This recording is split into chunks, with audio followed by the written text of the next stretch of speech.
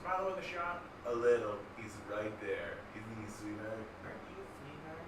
Looking at me with your precious little face. Here we go. We did it. Glory be and mercy me. We've done it yet again. I'm not going to lie to you guys. I went out with work people yesterday. Stayed up quite late. Did the good old-fashioned drinky drink. So today I'm very tired.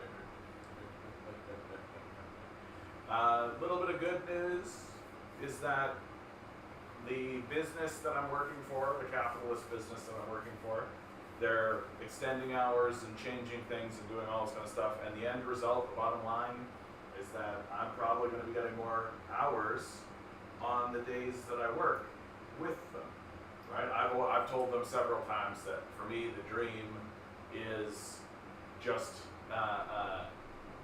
working 10-hour days. For me, that would be it. Like if I could get like 3 10-hour days, that would be absolutely perfect. And that seems to be what is materializing. Why is this good news?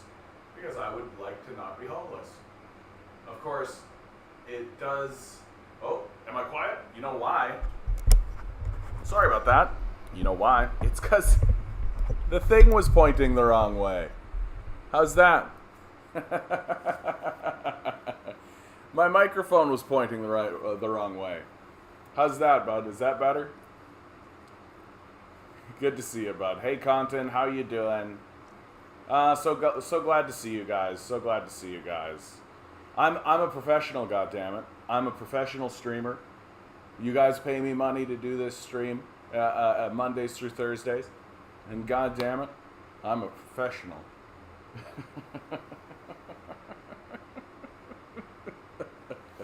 Always a treat to see each and every one of you. Yeah, it's just nice to kind of get the sense that things are going to stabilize for me a little bit, hopefully. We'll see. My life has been a series of stabilizations followed by destabilizations. That's capitalism, baby, right? That's capitalism, baby. And I don't know how I'm doing. Radlib's taking a huge victory lap. Why are the Radlibs taking a huge victory lap? What's the story, Content? What's the story? Is it this Mar-a-Lago stuff? I hope not. I hope you don't say Mar-a-Lago, because I like what a dumb story that is, and I hope not to talk about it, honestly. I don't know why anybody's doing any victory lap over anything right now. Like what possible? Yeah, we did it. We solved what? What have these guys solved? I guess like the Inflation Reduction Act got passed, and everybody's like, yeah, we're acknowledging the existence of climate change for a second before the Republicans get in and destroy it. Oh yeah, the Maupin story. Yeah, for those who don't know, Caleb Maupin got a big sex scandal, essentially. And I gotta be straight with you, I looked at the story. I had it up for a little bit. I didn't think it was going to come up, honestly, because I don't think Maupin is as important to figure as all that. But I took a look at it, and it's pretty bad, actually. Like pretty nasty stuff. Pretty nasty stuff. Pretty nasty stuff. Like it goes well beyond like a misunderstanding or a I expected this, and then this is what happened, or like I sort of hoped that. Like you think about a story like the Louis C.K. story, for example, right? And Louis C.K.'s like sex scandal story was like he kind of hoped that he'd be able to do this and that there wouldn't be like a blowback, but the power dynamics that exist in such situations are kind of what get him, and when it all comes out, everybody's like a little like, yeah, a bit gross, Louis, but he's managed to kind of come back at the same time, because I think everybody went like, yeah, kind of gross, but he also handled it with a bit of grace, and it wasn't like directly exploitive, it wasn't like directly horrible. Whereas the Maupin stuff that's coming out, like we've got like people are sharing their text screens of what happened and conversations that he was having with some of these young women, and it looks extremely bad. It looks extremely bad for Maupin. It looks very exploitive. Uh, one young lady tells a story about how she lost a job because of Maupin, and then Maupin essentially leads her down the path into sex work, essentially. And it's like, not a good look. Not a good look. Like, it goes well beyond, like, a misunderstanding. It's very difficult for me.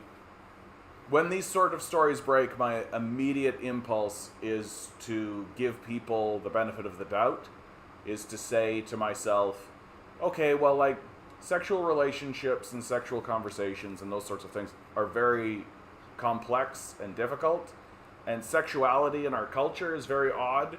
We have a very odd view of sexuality in our culture, but the stuff that's happening with Maupin is like, nah, it's pretty slam dunk.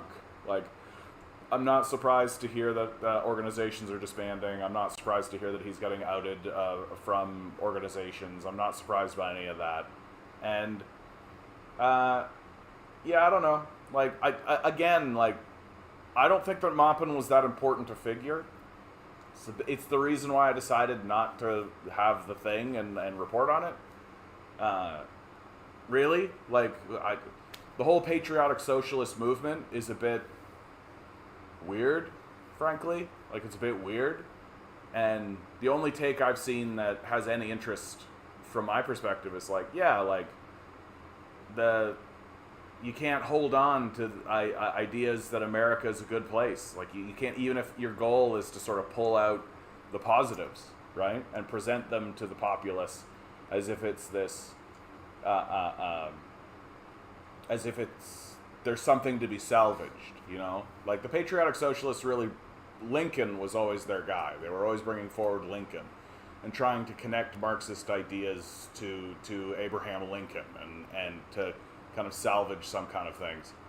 Yeah, and at the end of the day, it does seem to be the case, doesn't it? And I mean, I'm yet to see, but again, like, this is why I'm not celebrating it and I'm not raging about it. I'm like nothing it, because these guys weren't really important, you know? They really, they really weren't. Like, they're not that important. They don't have that much power. They're just kind of another kooky organization of many kooky organizations, right?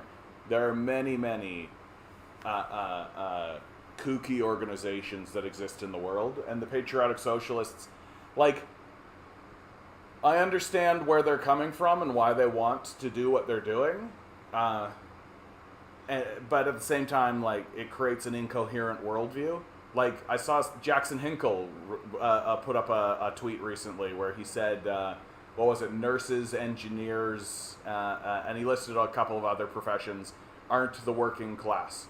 And I'm just like, shut up, dude. Like, that's the stupidest shit I've ever heard in my life. Hey, Mystic, how you doing, bud? Good to see you. Mystic Werewolf, you got it. Like, patriotic socialists just seem to be like, they're kind of just, like, they're never going to actually move towards communist or Marxist ideals because they're completely hamstrung by this idiotic, childish American worldview, right? Regarding the pick on screen, Sun Tzu says, never interrupt your enemy when they're making a mistake. React to Meat Canyon parody of Andrew Tate, please. I gotta tell you, dude, I don't care about Andrew Tate at all.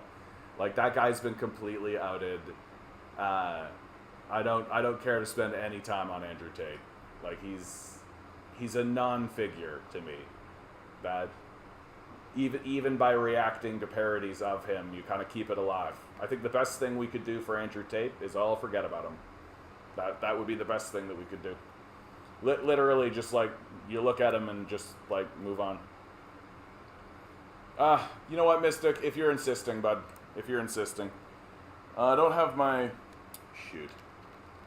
I'm a professional, goddammit. I don't have my headphones, so this is going to be a disaster. Oh well. Meet Canyon, Parody, Andrew, Tate. You know what, bud? I can't even... I'm going to say no, just because, like, this is the kind of shit that gets me pulled off.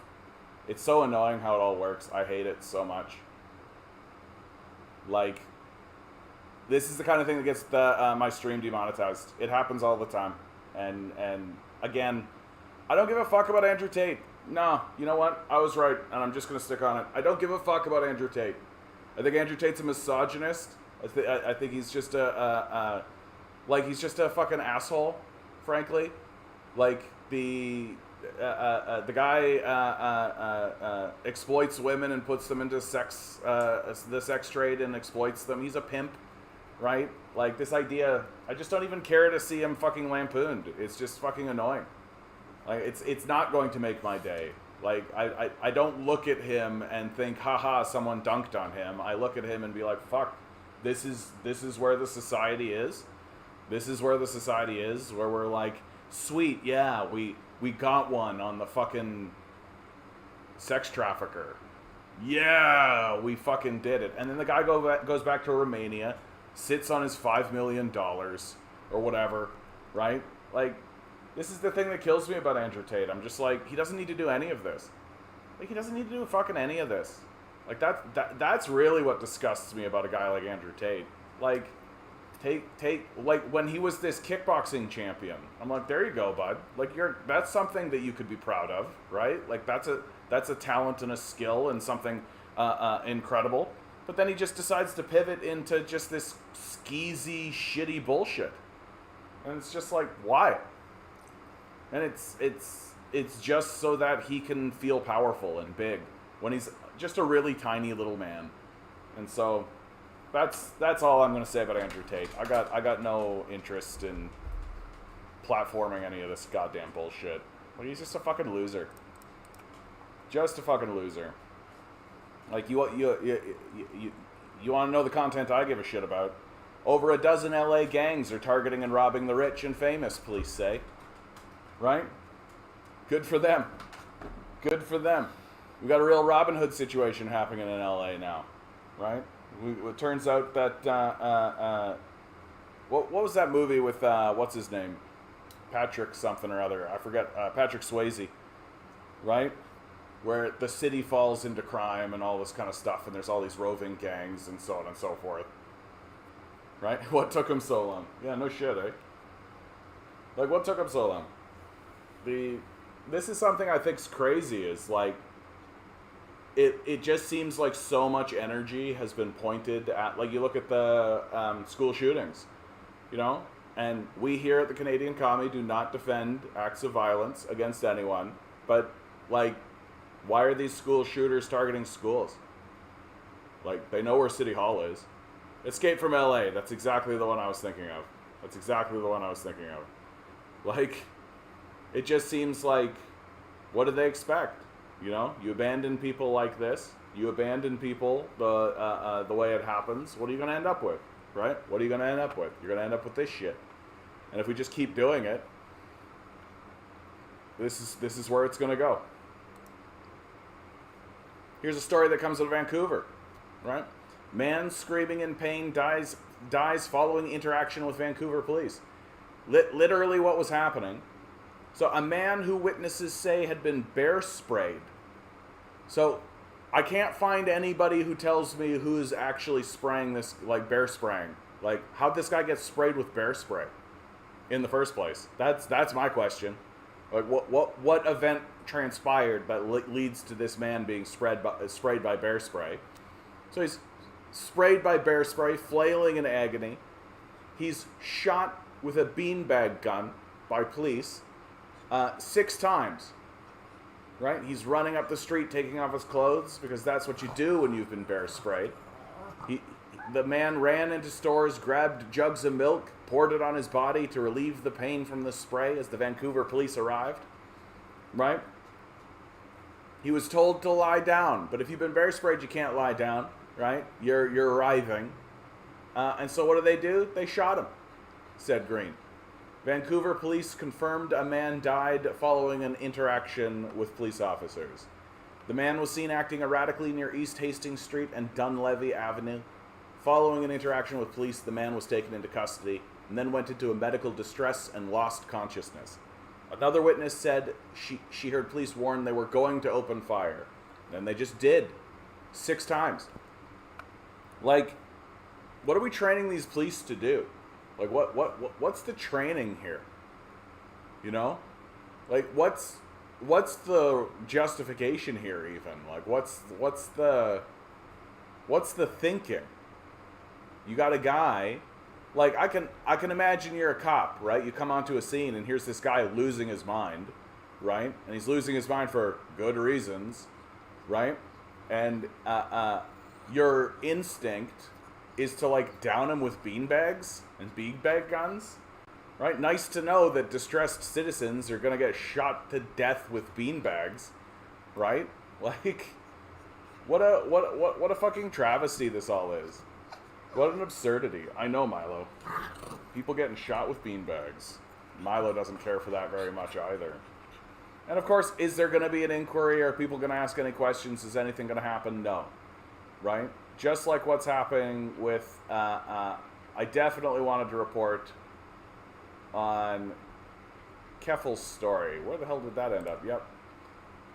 Twitch trans activist in London, Ontario, says she's still getting harassed as her new location was posted online.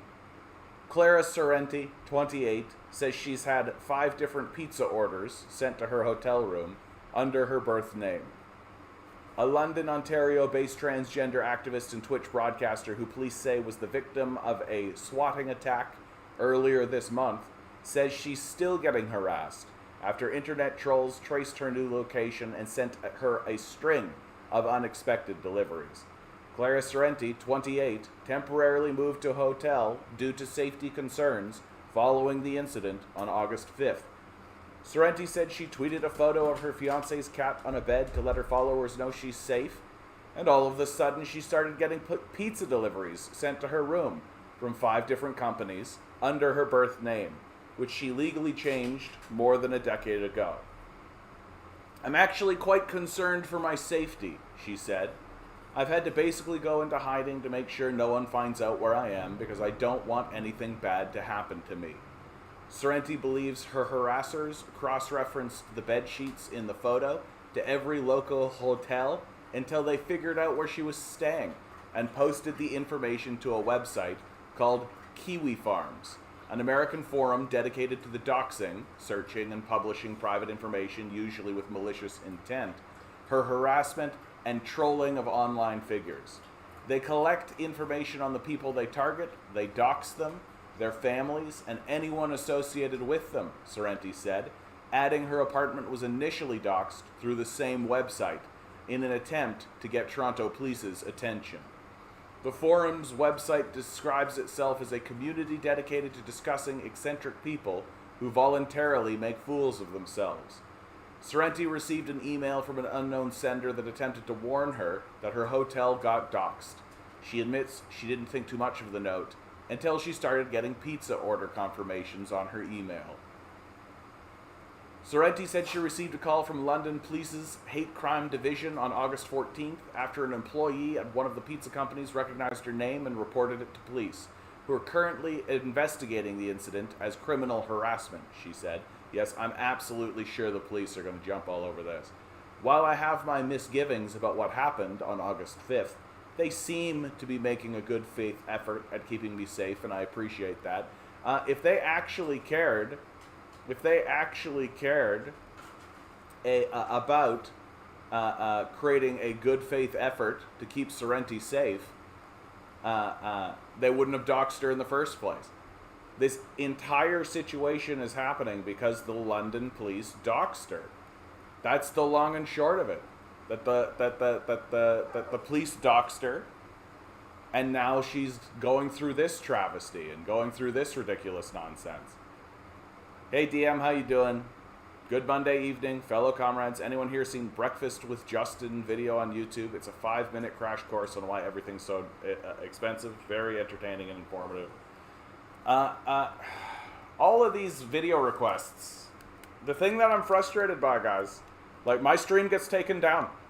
Very simple. I do this search, right? Let's Breakfast with Justin.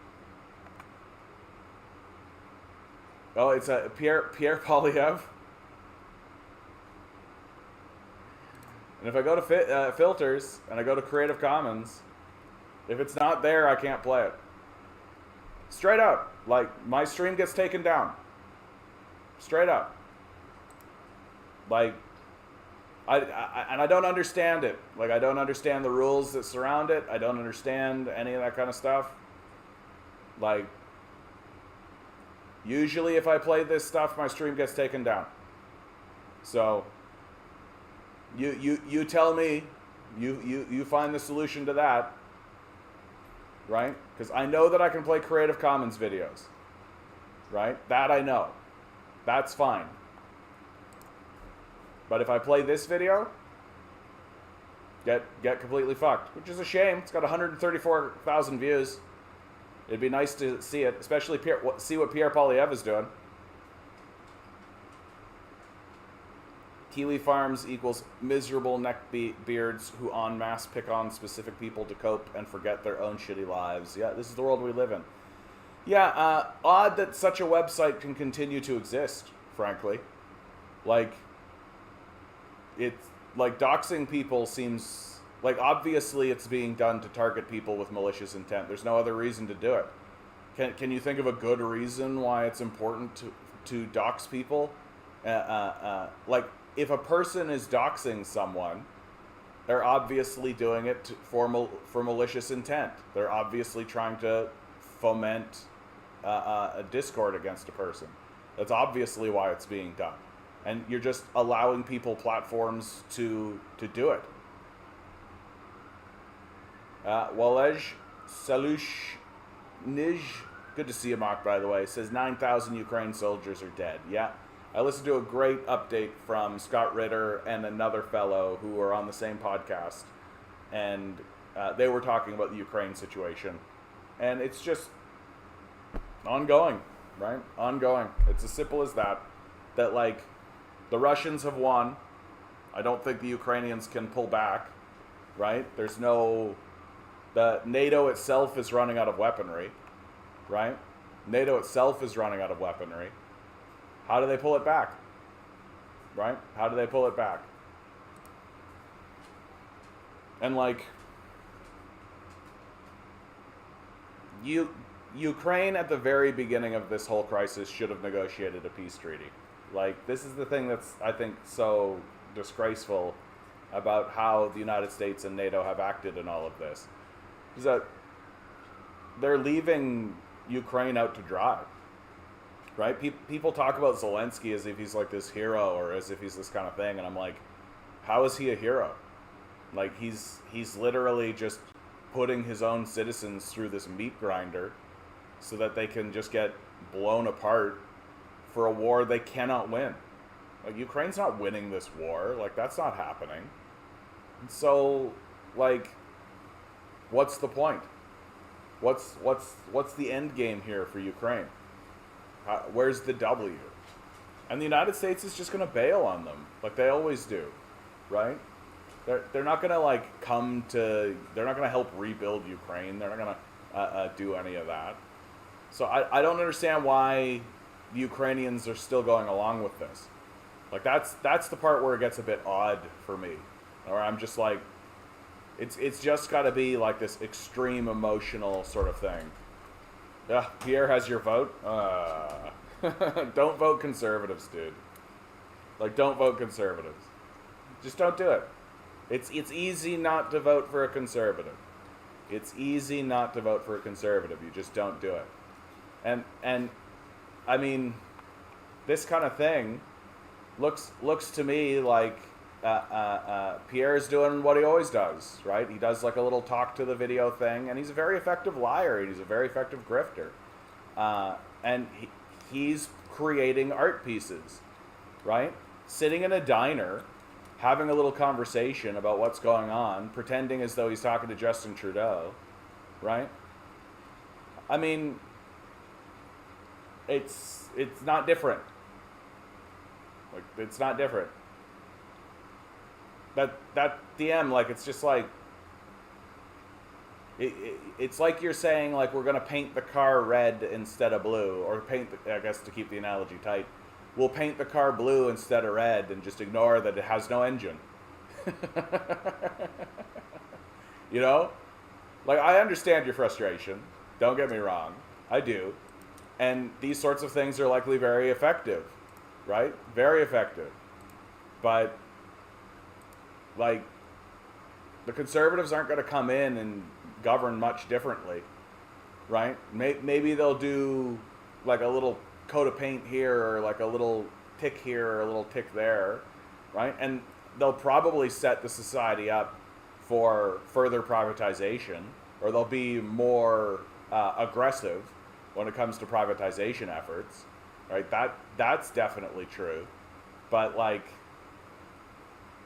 what else can we do? Continue organizing. That's all. Continue organizing. That's what we do, right? Speaking of that very thing, in fact, right? We've got some organizing happening here in Toronto. Thank you, Al, for letting us know. We got on the 3rd, Socialist Action is having an end of summer picnic and social, 2 p.m. at the Bain Avenue Co-op Community Center, Spark Hall on Logan Avenue. It's a few blocks south of Danforth, 1 east of Chester, if you're here in the city of Toronto. On the 4th, we've got Stop the Toronto War Show at the CNE at 11 a.m. And then on the 5th, this one I'm actually going to be able to attend. Toronto's 150th Annual Labor Day Parade begins at the corner of Queen Street and University Avenue. Please be there at 9 a.m. to walk with the NDP Socialist Caucus, Socialist Action, and the Workers' Action Movement. So that's the 5th, 9 a.m., Queen Street and University Avenue. So it is, I understand that it's frustrating. Of course it's frustrating. I talk to people almost on every single day now about how frustrated they are and how hopeless everyone feels. And everyone does feel hopeless. Everyone does feel hopeless. That there is a general sense of despair and anger that exists within the populace. The political class is not getting anything done. The NDP Socialist Caucus is not the NDP.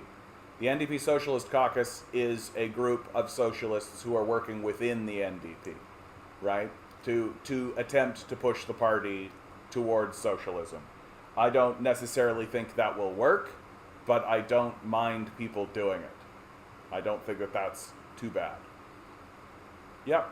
Doug Ford is here with the Maritimes talking about healthcare with the premiers. Yeah, they're attempting to privatize the system, and it's obvious. Like, it's obvious what's happening. Like, they're not pretending. They're not trying to do anything other than that. But it is about, like we are going to experience a severe decline. Like, that's unavoidable, guys. That's unavoidable, right? We are going to experience a severe decline. Yeah, I think that's exactly right, DM. Doug Ford's not going to do it. Nothing will be done except privatization. That's exactly right. All of the signs show that that's the case. There's no evidence to suggest they're interested in doing anything other than that, right? We are experiencing a period of mass abandonment by the political class. And that's true whether you vote conservative, liberal, or NDP at this stage. It's just the truth, right? That none of these political systems, none of these political parties are interested in responding rationally to the public. Although I do have one article here. Where did I hide this? I mean, we have right? Canada's healthcare system is crumbling as planned, right? That's the plan. There's no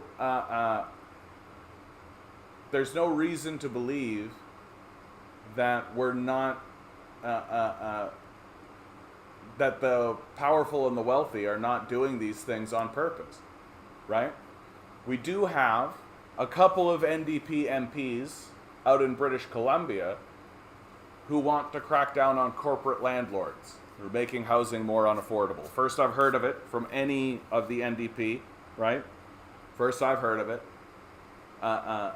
If they want to attempt to legitimize themselves, this would be a good thing for them to continue talking about.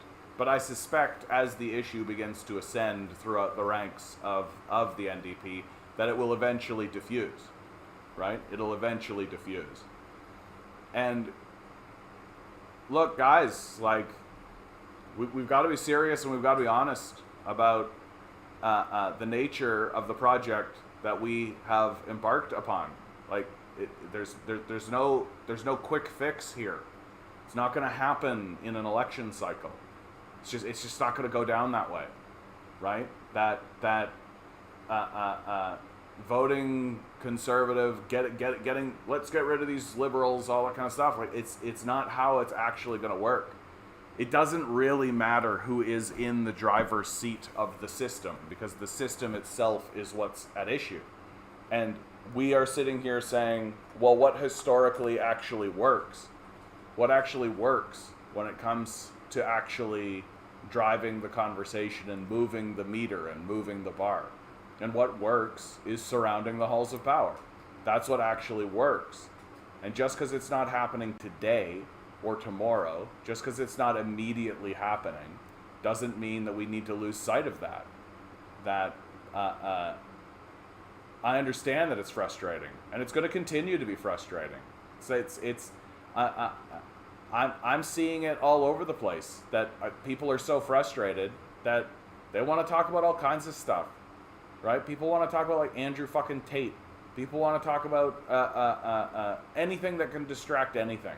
For God's sakes, like, Hassanabi on his fucking channel, he started to do, like, satire shit, where he's putting on the MAGA hat and pretending to be, like, one of these hogs, right? One of these right-wing guys. Like, people know that we are in a major decline, and that and people feel helpless and hopeless in the face of it. There's no argument about it, in my view, and people are going to react to it in all kinds of kooky, strange, crazy ways, and crazy, kooky things are coming our way. Right? Tommy Douglas was successful in his bid to make healthcare public back in the day. Canada could use another Tommy Douglas. Yeah. Like, and of course he did it right? He became the premier of a province, did the healthcare, the public healthcare option within that province. It's very successful, right? And then threatened to gain power federally on that platform. Like, the number one reason you know that Jagmeet Singh is just like a shill is because he's not actually, like, pounding the pulpit on something like this, right? Like, this whole, like, tax the rich kind of thing that he and, like, AOC and these guys are doing. It's like, yeah, okay, great. So you're going to raise taxes by, like, 0.3% or something, or even 3%, or even if you buy into this whole 15% thing that Biden is doing, like, you're still working for these guys. Right? You're still working for these guys. There's no major shift that's occurred in how the structure of the organization has actually happened. Like, and I kind of respect why people are looking for distraction. I respect why people are looking for distraction. It's just go somewhere else. That's not who I am. That's not what this channel is. That's not what I'm doing here. Right? I'm not distracting myself with this. Yeah. Jagmeet's a paid member of the WEF, for crying out loud. Yeah. And, like, we're not so we're in it for the long haul.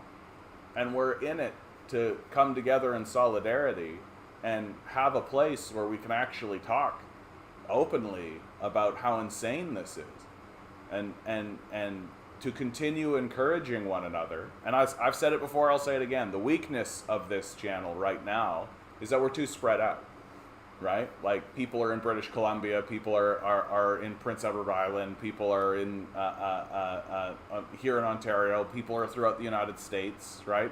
We're too spread out. And we're small, right? And we're small. And nobody else out there is trying to even say out loud, hey, we've got to organize and, like, surround the halls of power. Like, that's what we have to be doing. Like, you take a look at these big channels, even people who are allies and who we wouldn't disagree with on much philosophically, right? But they're not moving anybody to actually take over the streets and to actually do these things, right? So it's all just kind of dead air. And that's where my frustration lies in all of this, is that people just seem like a deer caught in the headlights. And everybody wants to believe like there's going to be a magic wand, the easy solution, and suddenly, like, we'll vote for Pierre and that'll somehow make it different. When, I mean, we all know what Pierre Poilievre is going to do. Like, we all know. It's not, you got to kind of be Rubish to think that he's going to be better than Trudeau. And if he is better, it's going to be, like, in very technical ways, right? He's going to work for the power structure. He's going to work for the wealthy. He's going to privatize things. He's going to continue gutting the public system, right? That's what conservatives do, and that's all they've ever done, right? They for God's sakes, they run on it.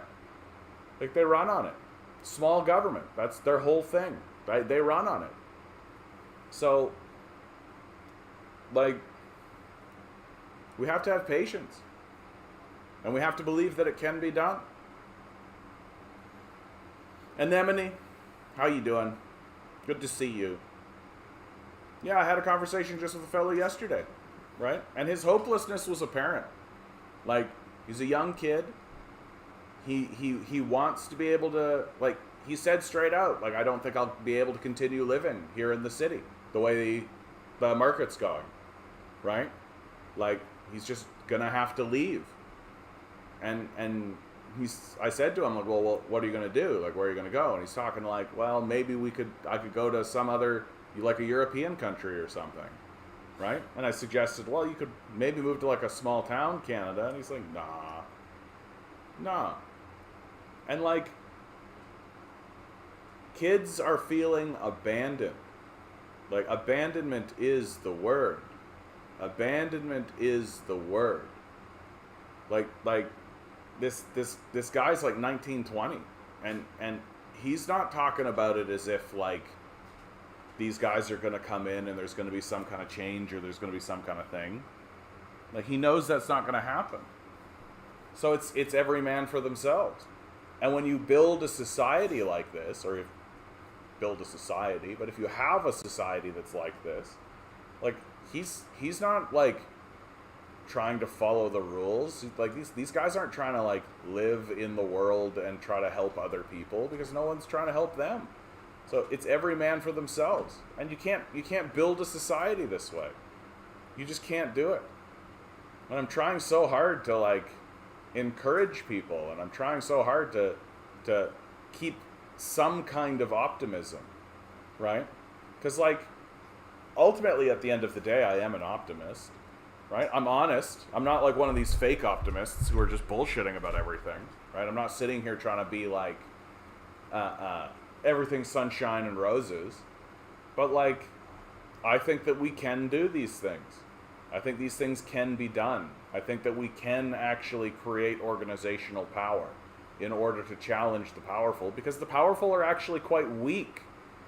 That once you actually see through them, once you actually see them for what they are, they're just the classic paper tiger. They don't actually have much by way of real power, because the power that they have is us. It's just their ability to organize us. And if we all stand up and say, no thanks, like that's done, that I'm not interested in participating in that, then there goes their power. There goes their power. And it's just we just have to keep hope alive.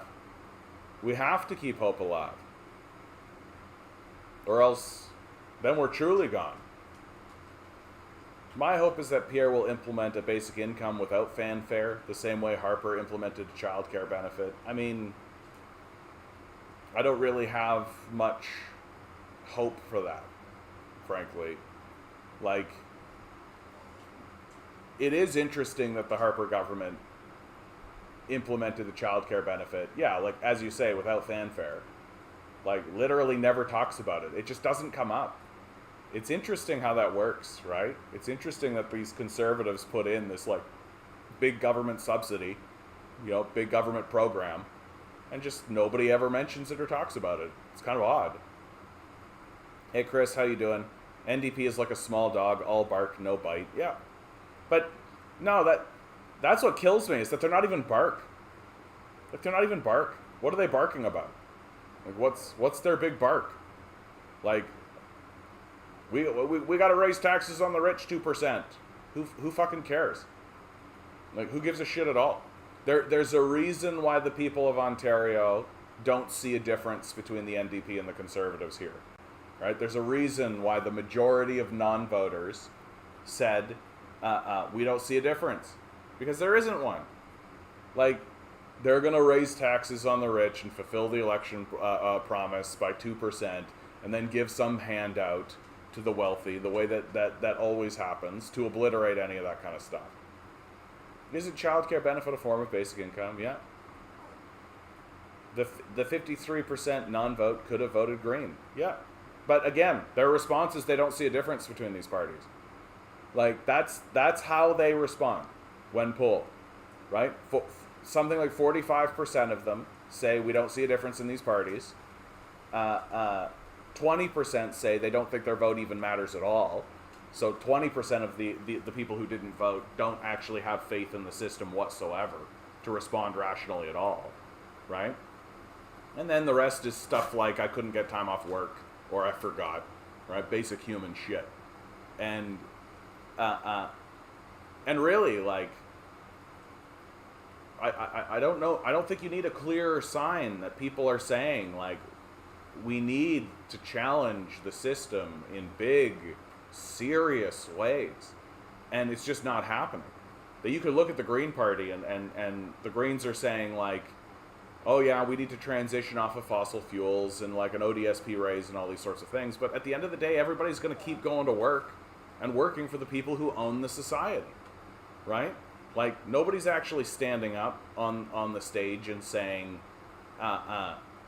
the ownership class is destroying us, right? Nobody's actually focusing on the actual problem and actually saying, like, hey, have you noticed how we're all working for these guys who do no work, provide no value whatsoever, pretend like they do, right?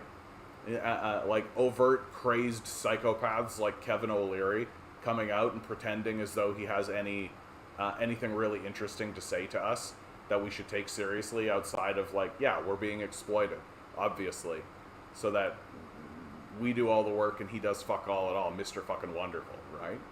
Like, nobody's getting up on the stage and talking this way. And so, of course people aren't voting. Of course they're not going out. Because a sense of complete despair has swept over the populace.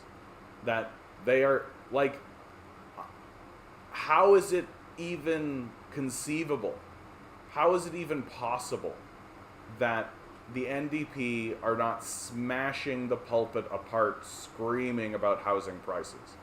How is it even remotely conceivable that a party that's supposed to be on the left, right, isn't every single day releasing press releases about how this housing crisis is the fault of this capitalist structure and this capitalist system? Like, we're getting nothing from these guys. Like, literally nothing. So like, yeah, there's a sense of total despair that swept through the populace, and it's going to lead to just catastrophic outcomes. That you can't build a society this way. You can't build a society of any sort, right? You got youth who are literally saying like, well, why bother going to school? Why bother educating myself? Why bother connecting to any of these social groups? Why bother doing any of this stuff, right? I'm going to be dislocated. I'm not even going to be able to live in the city that I grew up in, right? I'm not even going to be able to get an apartment. I'm not. Why bother? Why should I become a professional? Why should I do these things, right? Well, what is that if not a complete and total lost generation? Just a lost generation of kids who are just not going to contribute. Which, again, I think that's a fine response to a society that's gone evil like this, right? Now, there has to be a major revolt at some point. The despair cannot last. I mean, I'm more or less of that opinion, that eventually these sorts of things do spark out, and there are moments of angst that are ultimately expressed. I don't think the populace goes down quietly, right? I think that people begin to... What shocks me the most about what's happening is the amount of support the liberals have. That to me is the most shocking part. Like the fact that these liberals and conservatives, frankly, have any support above like 5%, I'm always a bit flabbergasted, right? Christopher De Silva, we here at the Canadian Commie do not espouse a message of violence. We stand against violence, and we believe that these objectives can be met through nonviolent means. Milo, shush. You're fine. Good boy. And I'm not just saying that so that I don't get taken off. I actually do think that if we begin using violent and doing acts of violence in order to achieve objectives, we are going to be obliterated. That the system knows how to deal with that. Right? The system knows exactly how to deal with that. It's dealt with it in the past. It knows precisely what to do. And it does it well. It's very efficient, and it's very effective. It doesn't know how to respond to nonviolent acts of aggression. And when it deals with nonviolent acts of aggression, it ends up revealing its hand, and in big, big ways. Like, when the Freedom Convoy blocks the bridge, right, one of the major pieces of infrastructure, which incidentally I think that bridge should be permanently blocked. I think that we should be blocking all of the bridges. We really should be. Like, blocking these sorts of crucial infrastructure is the only thing that these people respect or listen to. And when they did it, they declared the Emergencies Act. In an act of what I have to say is pathetic weakness on behalf of the leadership of Canada. Like, it really shows you how absolutely weak these leaders are. That they're incapable of negotiating or finding solutions to these problems outside of like going nuclear, right? No. Then nobody wins. Look, when Trudeau implemented that Emergencies Act, our allies all over the place went crazy about it. Like, for real. When Trudeau went to the EU, right? They told him how disgraceful he was and told him to leave, right? Because it's a fascist act. It's overtly fascist. It's shameful that anybody defends it, right? And believe me, I'm not politically aligned to Freedom Convoy people. I think that their ideas don't work. I think that if they actually did get power, they would fail because their ideas are childish.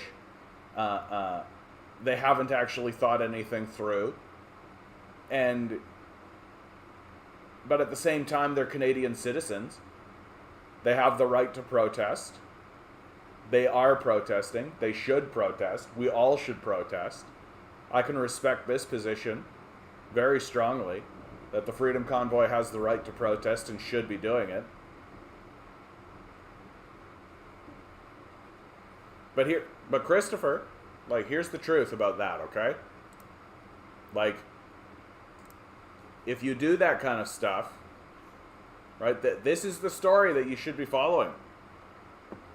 Take a look at what happens to people who do what you suggest, right? It's a Twitch trans activist, London, Ontario. You'll notice that in this story, they don't actually mention that she's a communist, right? So the fact that she's a communist has actually been omitted from the story, right? That it's become exclusively a trans issue, right? So once again, what do we have? We've got a story that is about class warfare, right? Where class issues get deflected away, and the power structure, this is the CBC, right, uses identity politics as its shield, right? So instead of talking about how a communist was doxxed by the police and is now being harassed by fascists, right, we're getting a story about a trans person. And the trans issues certainly play, but so too do the communist ones. Which one are they omitting?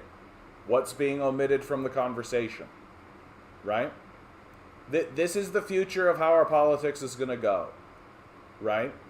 That anyone who actually attempts to do as you suggest, right, run through the system and try to actually build legitimacy, is going to have their door kicked in by the cops, going to have their equipment stolen by the cops, right? Because that's what cops are for. They exist to protect the power structure exclusively. They don't care about you. They care about the power structure, right? And they take the and what have they've essentially put this woman on the run, right? She can't live at her place right now because it was doxxed. And now the second location that she's at has also been doxxed, right? And so you essentially have a communist who's being harassed by the police, being doxxed on websites, who is on the run, right? Like, that's the story. And this is what's going to happen to all the communists. This is what's going to happen to everybody, right? If you attempt to actually put energy into the system, right? If you have energy, if you put energy into the system, if you attempt to get a seat in Parliament and all of this kind of stuff, this is the story. They're being explicit, right? They're being explicit. Like the cops. This story that you're seeing here is as bad as anything you've seen in any fascist nation, right? Like, the only difference is that they let her go free this time, right? Because putting her on the run, stealing her equipment, making her life difficult, making it so that she can't organize, right? That seems to be good enough, right? Well, what happens if she actually gets into a position where she starts to get enough votes to actually threaten to win a position, to win a seat? What's actually going to happen to her, do you think? Right? Maybe a car accident? That would be my guess. Right? Just the classics. Right? Just oh, it's a car accident. Well, how unfortunate. The system has delegitimized itself. And this is really, really important. It has no interests to legitimize itself any longer. I think this is the thing that people don't want to accept. And people aren't ready to accept yet. Right? Certainly not the people who actually are in positions of power. That they don't want to accept that the system itself has delegitimized itself, and that because if they were to accept that premise, then they would be the ones, if they were wise, to say, oh, we should do something to actually legitimize the system, right?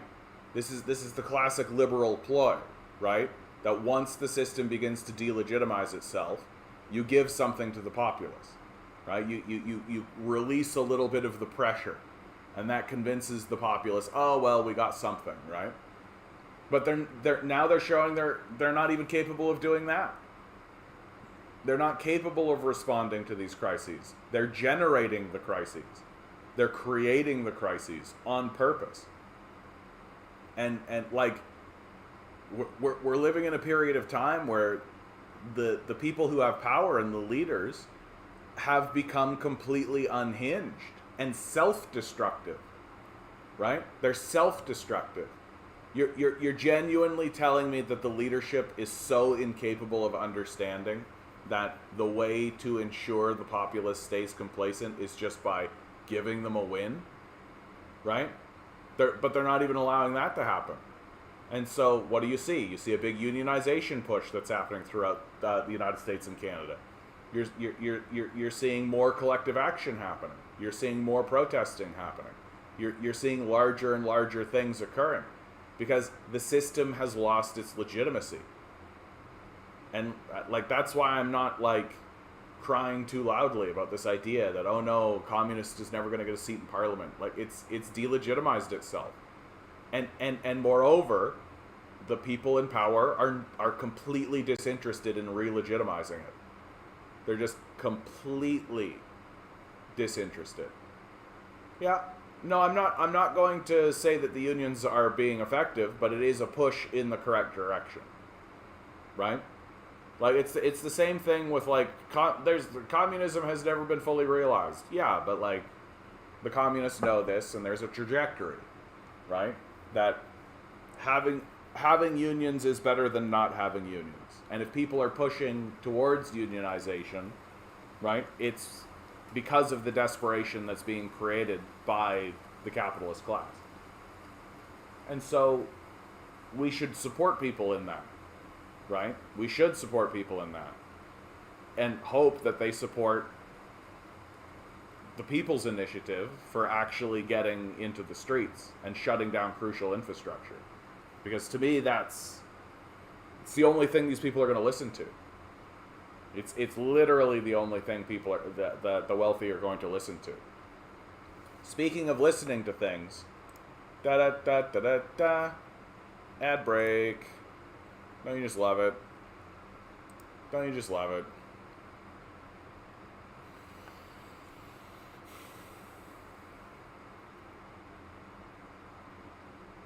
It does feel sometimes, that we're just like screaming into the wind, right? It has that feel about it. And it feels like there's a scatteredness. People don't know what to do. They don't know where to turn. Because we are attempting to build legitimate structures once again. That this is the thing to remember. That we are attempting to build any kind of structure, literally any kind of structure, that has any kind of legitimacy. Any kind of legitimacy. Because the capitalist system has delegitimized itself so badly that it's no longer capable of reform. It's not even capable of reform. It's not capable of responding rationally. And so when you're in this sort of situation where you're starting at the very, very bottom, people don't know who to trust. People don't know who to look at. People don't know what to do.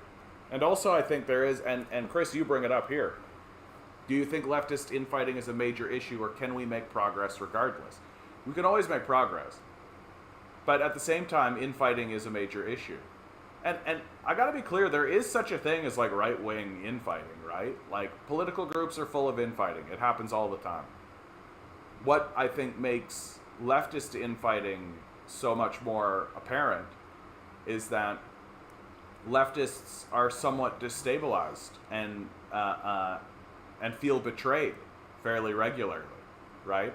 That most people who become leftists do so because they feel that they have been betrayed.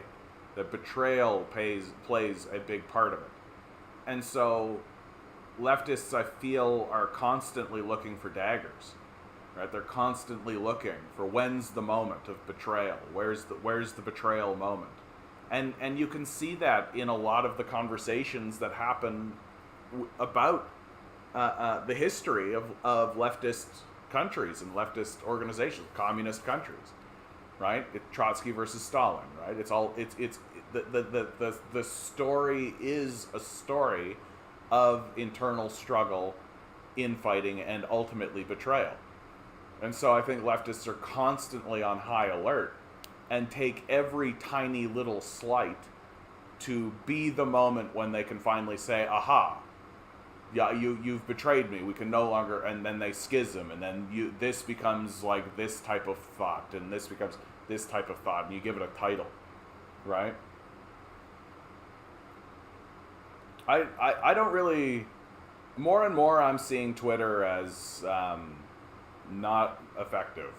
It's not a good place to, like, Twitter is just like word vomit and rabble, right? It's not really good for ideas. It's not really good for anything. Like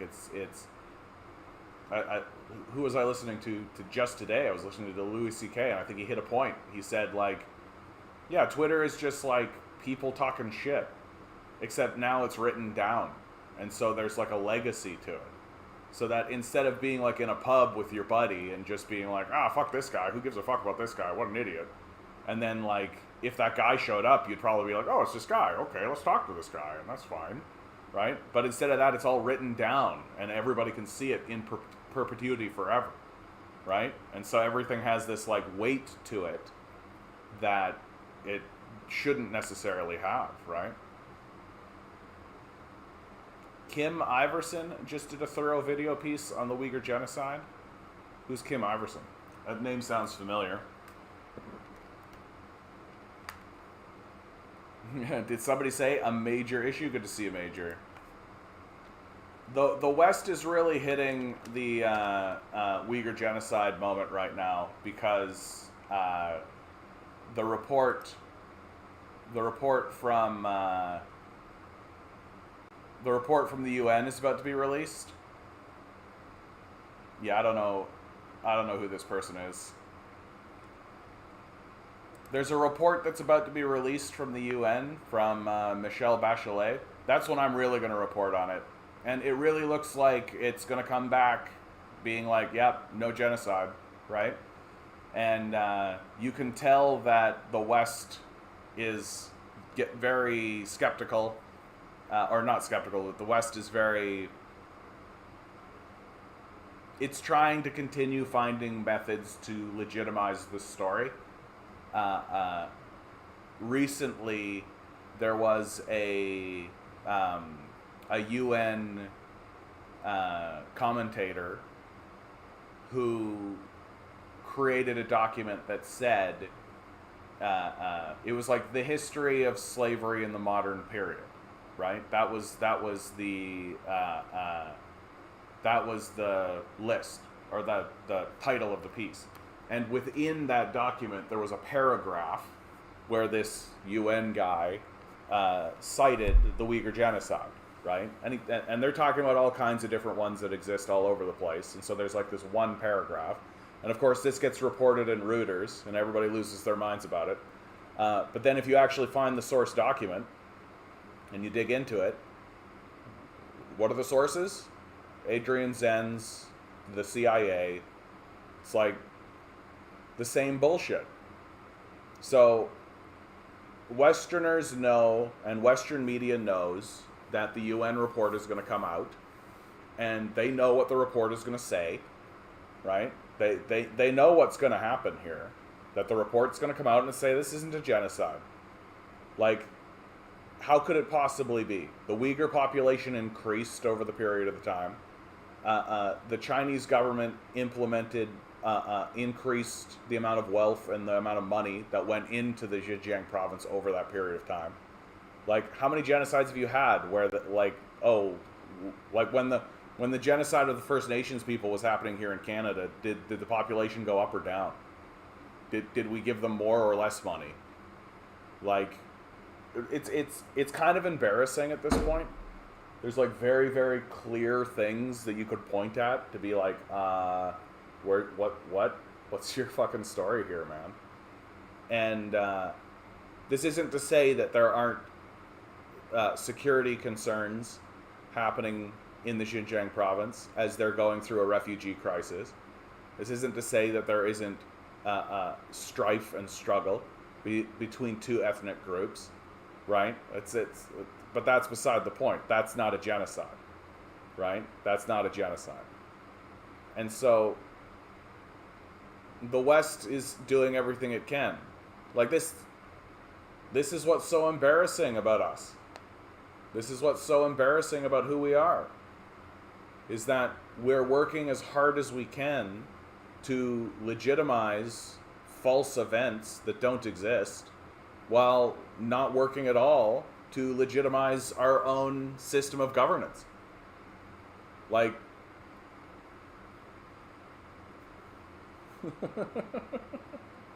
it's going to be a total disaster. Kim was on Gonzalo Lira last week. All right. Kim is an anti-establishment reporter. She's not tied to the establishment corporate media. Well, good. Good. Yeah, hopefully she's telling the truth about it, because I'm yet to see anybody serious in Western media actually report on it honestly and actually point outside of the gray zone guys. Like, when the gray zone guys talk about it, they know what's up. They look at Adrian Zenz and they're like, this guy's a fraud. Like, this guy's obviously working with the CIA. He's an evangelical nut job who has said things like he's been sent by God to destroy China. Like, that's fucking nutty. Like, that's nutty bullshit right there. Like, sent by God to destroy China. And this is the guy that we're being like, oh yeah, I have serious evidence to show that there's a real genocide going on in that region. Ugh. Ugh. Bleh. But what are you gonna do, right? What are you gonna do? So there's a new phenomenon going on right now. I've just picked up on something called quiet quitting, right? That's the name they've given this, quiet quitting. What quiet quitting is people who are doing the absolute bare minimum. Oh, we got calls for it. All right. You guys want to do that? David Lynch. David Lynch. David Lynch. David. We got a 3. We got an 8. Here we go for today's number. How many people are here right now? August 22. Looks like we got like 10 people. 14 people. I need Yetis. Good to see you. Each ball has a number. Man, I'm feeling grumpy as grumpy gets today, man. 1 through 10. You know what? Let's do it. Let's all go in on a 7. I'm in. Let's go. 7. I'm Mr. Grinch today, man. I gotta tell you. I'm the Grinch. Pick a number. Today's Today's number is What do we got? 1. DM. Mr. DM. Ding, ding, ding, ding, ding, ding, ding, ding, ding, ding, ding, ding, ding. You're the winner, friend. Winner, winner, chicken dinner. May something obscure and abstract happen in your life, but you don't know what's going on. And when you figure it out, you go, huh. I hope that happens to you. Ugh. I'm just like the grumpiest grumpus today, man. A little bit, I won't lie. A little bit is, I was out late. Got a bit of a hangover going on. Absolutely. I won't lie to you guys. I'm feeling... This one really fucking gets me. How to keep your youngest employees from quiet quitting. Business leaders face new management challenge. Managing workers who are quiet quitting. A phrase some Gen Z professionals use to describe disengaging from their job and completing only the minimum required. Got a good response here from a fellow by the name of Randy Miller. A lot of talk about quiet quitting, but very little talk about quiet firing, which is when you don't give someone a raise in 5 years, even though they keep doing everything you ask them to do. Yeah. Like, wages have stagnated, right? The wealth extraction system hasn't been operating for the benefit of the society for the last 30 years. Yeah, quiet quitting seems like the movement laying flat. It does have a similar sort of thing. And I got to tell you, more power to these kids. No, everybody should literally work the absolute bare minimum. Like, these people are not worth working for. Like, they're not worth working for whatsoever. Their objectives are hysterically anti-human. Like, not just anti-human, anti-life itself. Like, what are we working for? I know I work for one reason and one reason only, which is to pay rent. That's it. That's the only reason I work for the society. If it wasn't for that, and the work that I do, like, literally, like, come get some coffee and some cookies. That's it. That's the extent that I'm willing to sell myself to this failure of a society. Like, I'm not interested in providing anything else for these loser psychos. Like, and any chance I can get to make any kind of money outside of that, and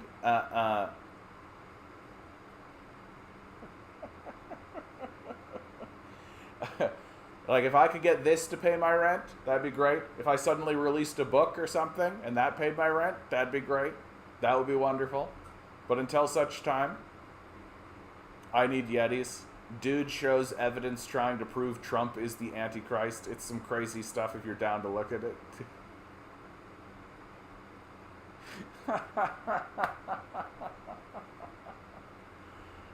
Oh my God.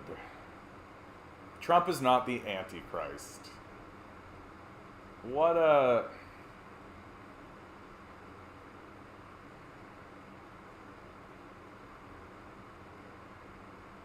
Like,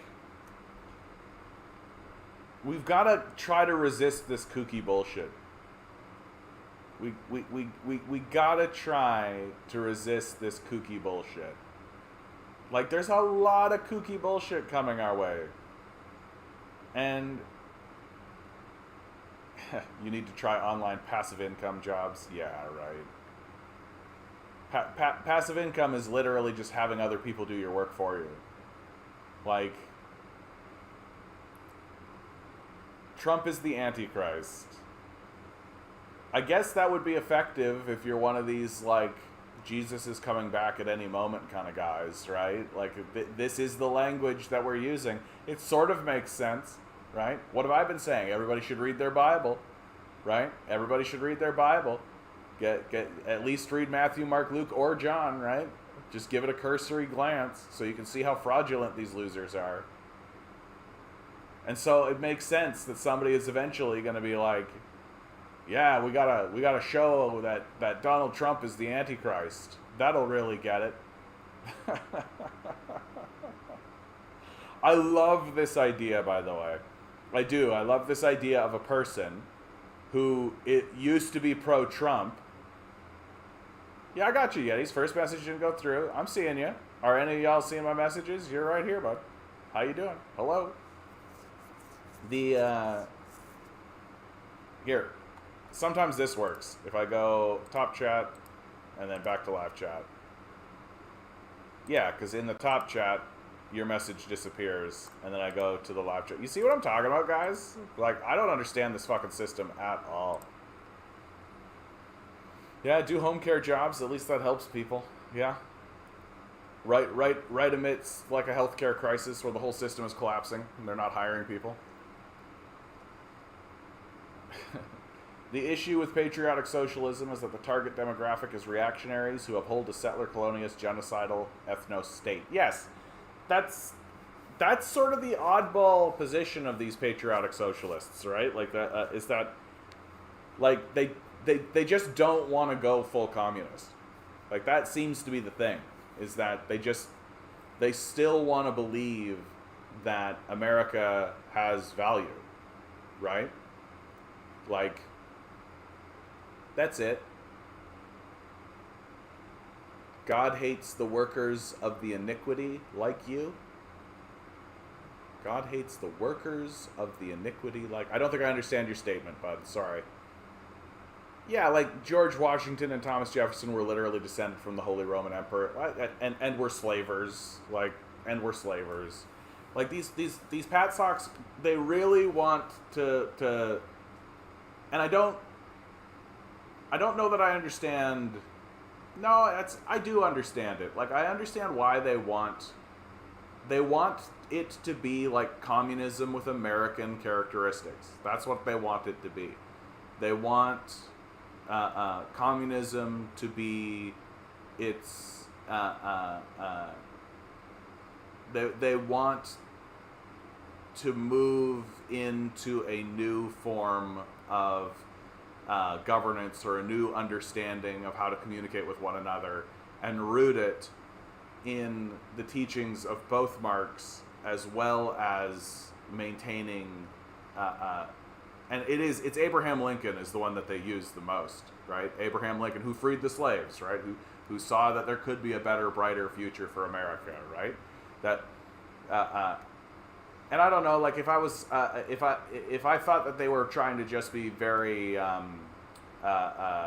cynical about what it is they're doing, I would think, yeah, that's not a bad strategy. There are a lot of people in America who have like a real founding father-ish, like a real like worship of these founding father types, and so it does make a kind of a sense that they would attempt to galvanize that energy and then try to push people into a communist or Marxist position, right? It's just incoherent. It doesn't work. It says in the Bible, if you go against Christians, I mean, these guys are not Christians. Like, straight up. Like, the Republican Trumper types are not Christians. So, already I feel fine. Then God is going to hate you. Trump is a Christian. No, he's not. Like, Trump is not a Christian. Like, just because these guys grab hold of a cross and pretend to be Christians doesn't make them Christians.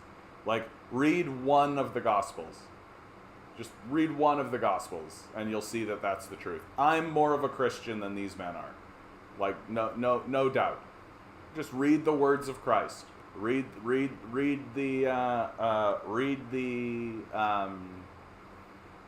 Sermon on the Mount, right? Like, how many times did Christ say of these people,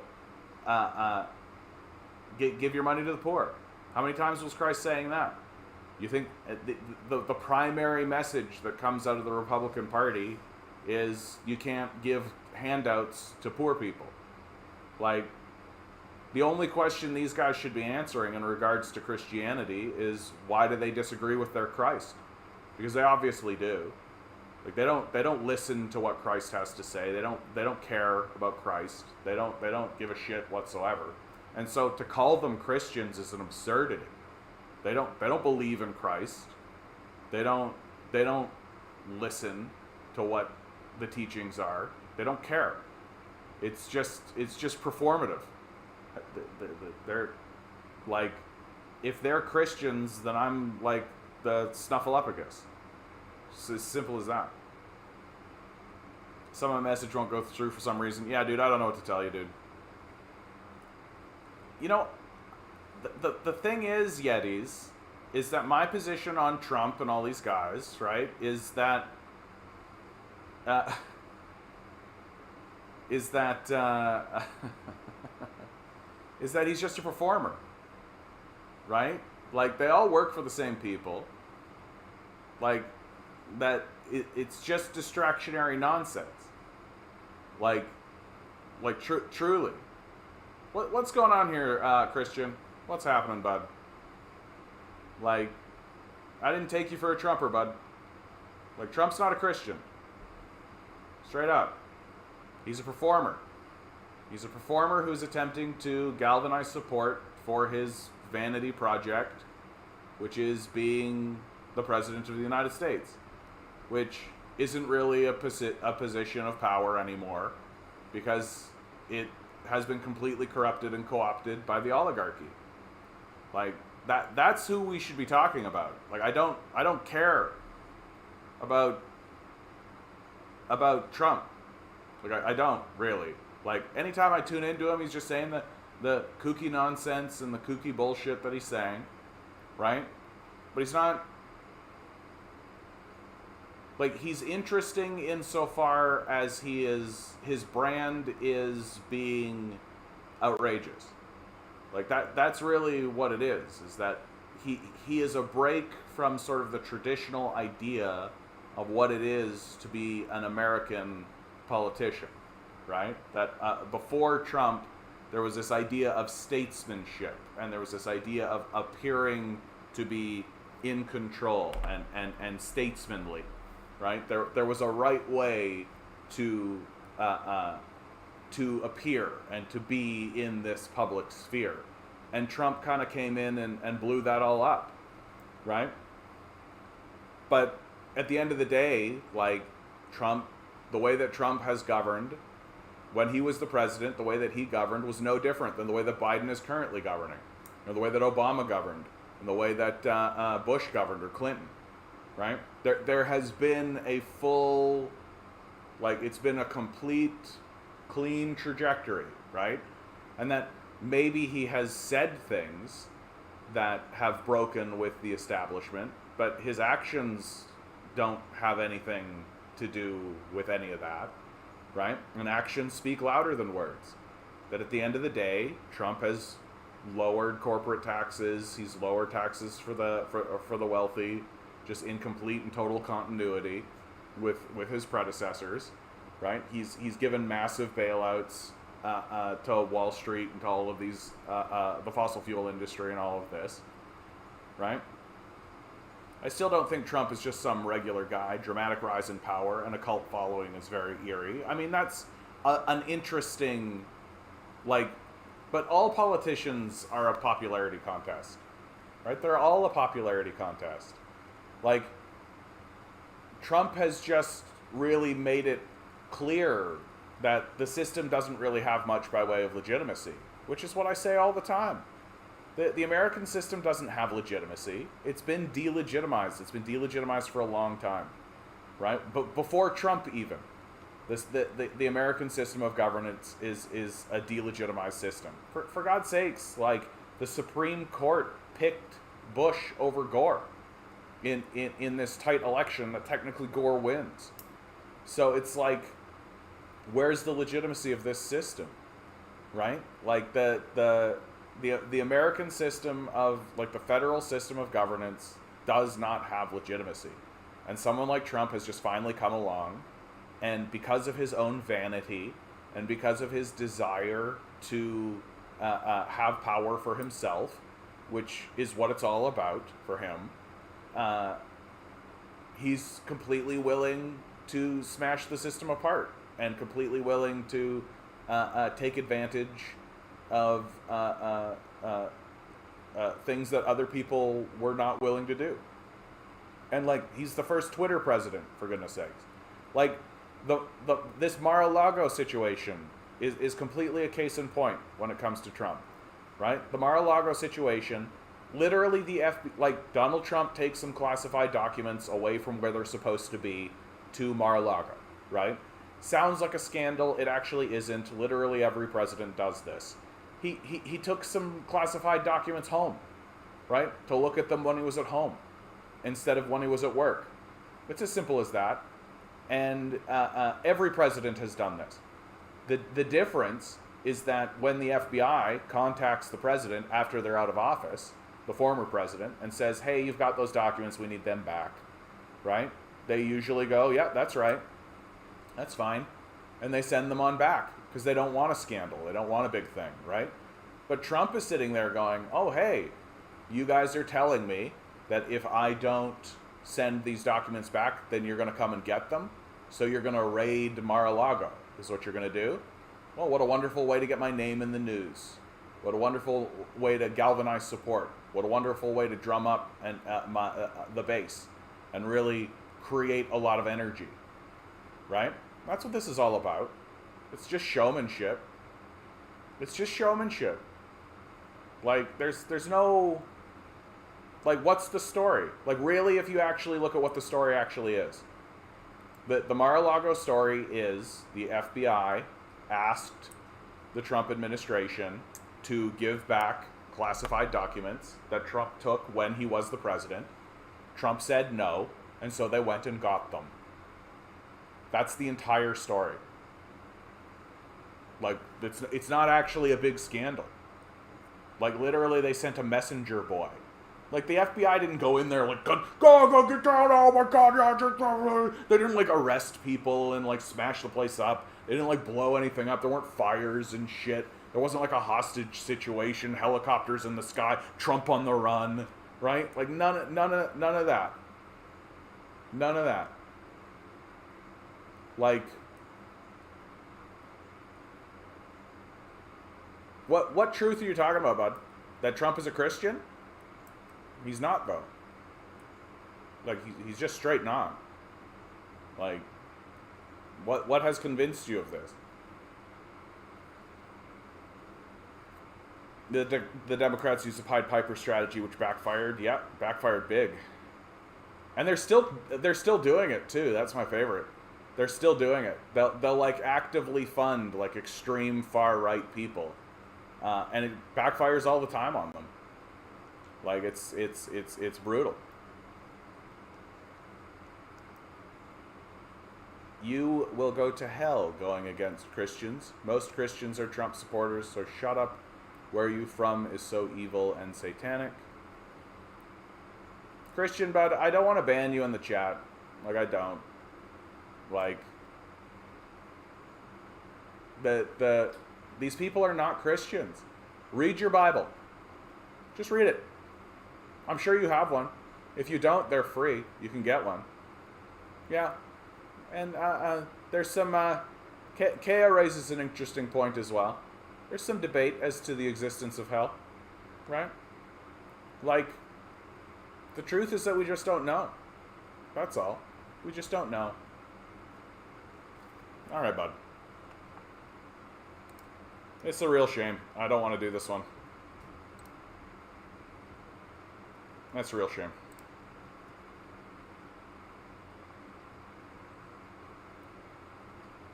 That's a real shame.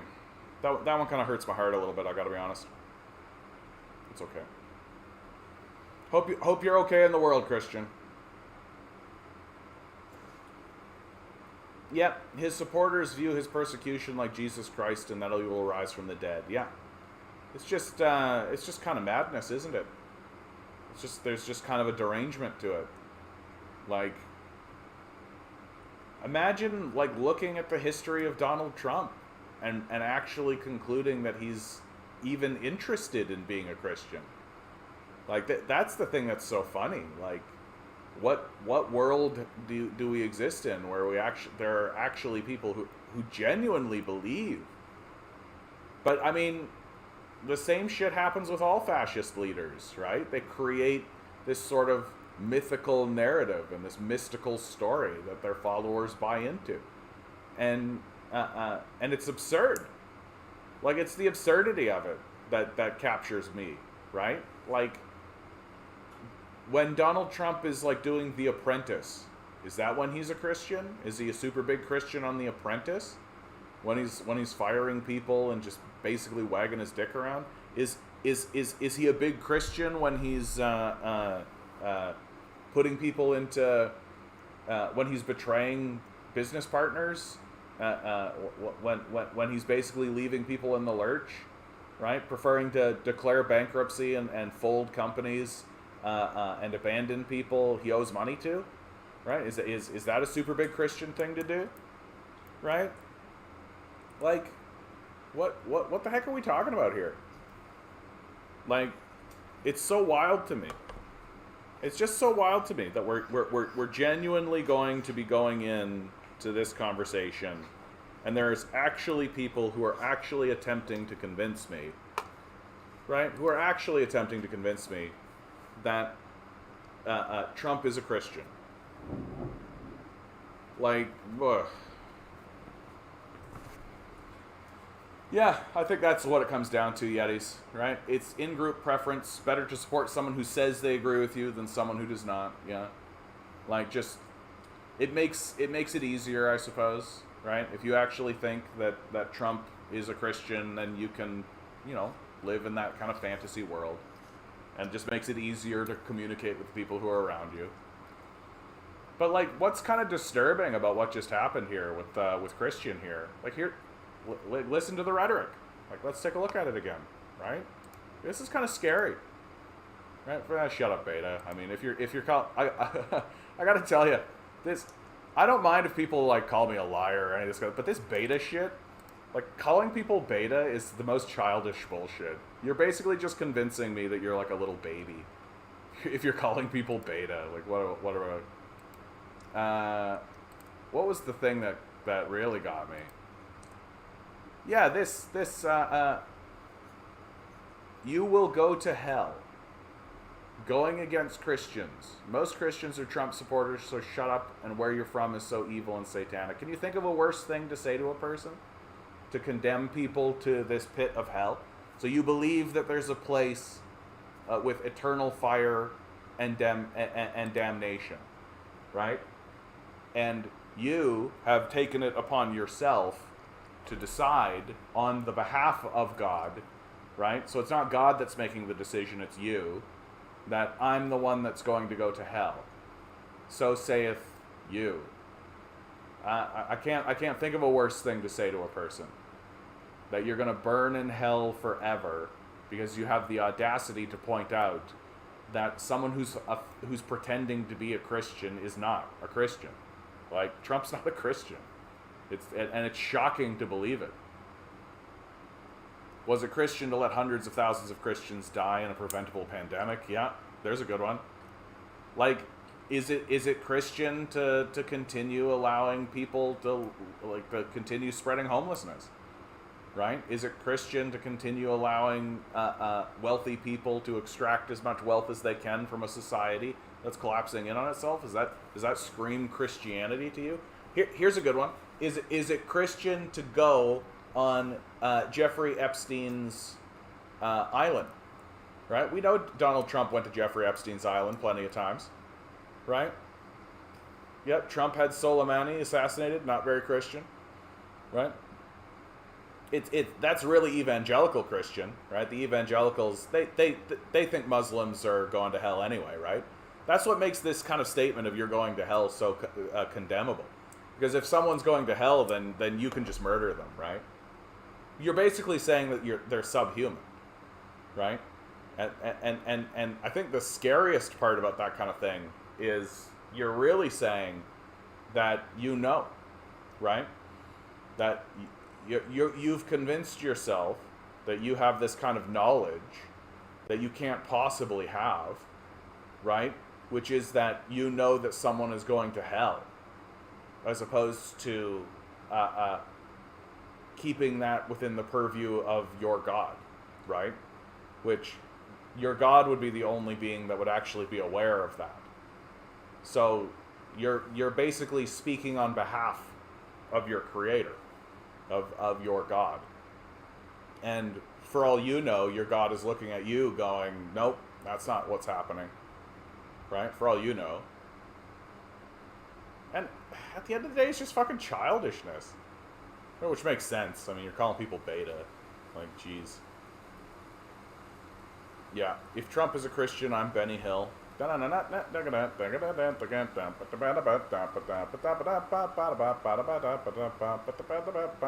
didn't think I'd have anybody in my chat ever trying to convince me that Trump is a Christian.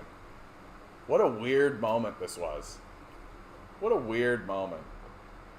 Like, life is strange, isn't it? Life is strange. 56% of Canadians say they can't keep pace with the high cost of living. according to a survey. Over half of Canadians say they can't keep pace with the current cost of living, according to a survey released Monday by the Angus Reid Institute. The polling firm surveyed 2,279 Canadian adults who are members of the Angus Reid Forum from August 8th to 10th and found that 56% of them are struggling to keep up as high inflation and high interest rates are forcing them to tighten their belts. 4 in 5 respondents, or 80%, said that they have reduced some kind of spending in the last few months, with 57% reporting they have trimmed discretionary expenses. 3/4 of Canadians say they are stressed about money, while July inflation decreased to 7.6% from a 39-year high of 8.1 in June, indicating that inflation has slowed down for the first time in over a year. Food prices have risen 10% since last year. If there's one thing that all Canadians agree on, as indicated by this survey, it's a belief that grocery chains are taking advantage of high inflation to hike prices and boost their profits, a phenomenon called greedflation. 78% of Canadians were aligned in believing this is happening, regardless of demographics, though major grocery chains like Empire and Loblaws have denied it, saying they've become more efficient. To help afford the necessities, over 40% of Canadians say they are delaying a major purchase and driving less. 32% canceled or curtailed travel plans this year, while over a quarter opted to scale back on charitable donations as they adjust their budgets. 19% said they are deferring contributions to their tax-free savings account and retirement savings account.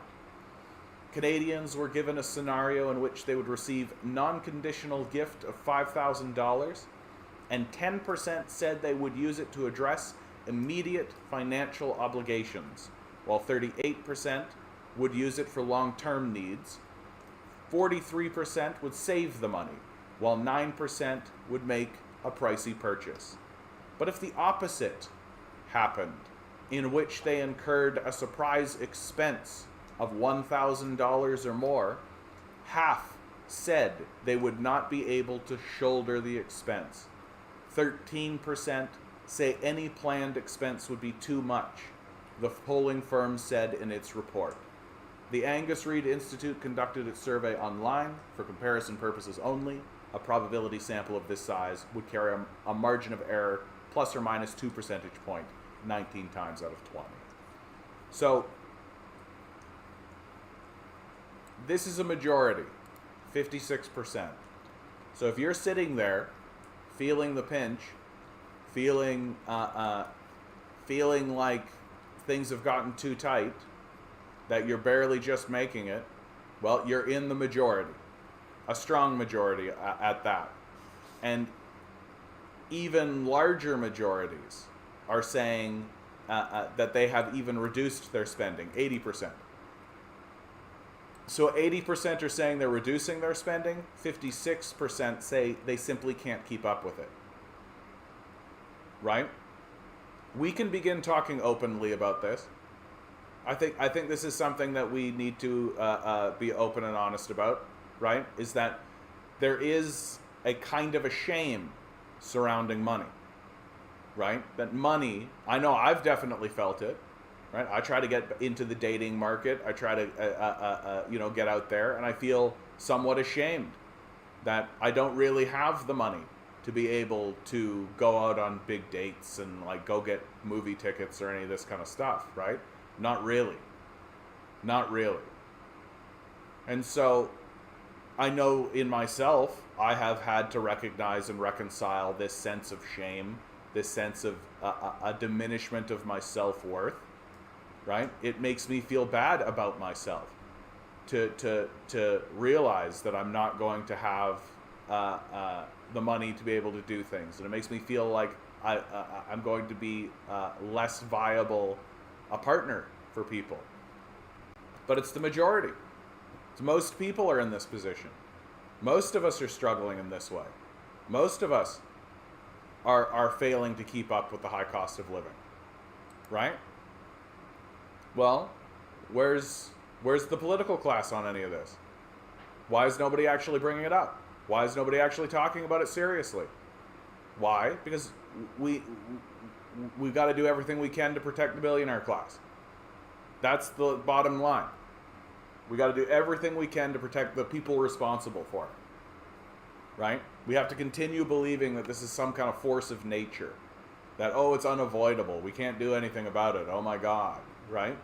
When very strictly, and I was actually a bit impressed by this article that they even addressed a phenomenon coined greedflation, although they were very clear to point out that Empire and Loblaws have denied it. Yes, I'm sure the people who have been caught in price-fixing scandals are absolutely telling the truth about raising prices for profit purposes.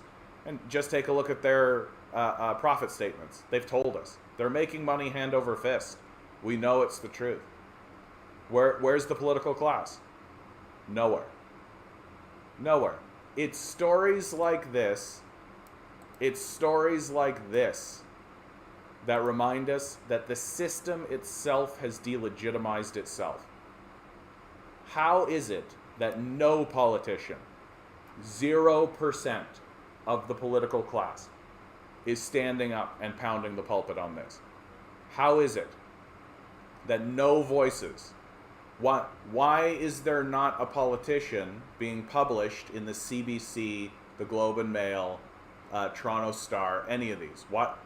An MP, anybody who's saying that this is unacceptable and something serious needs to be done about it?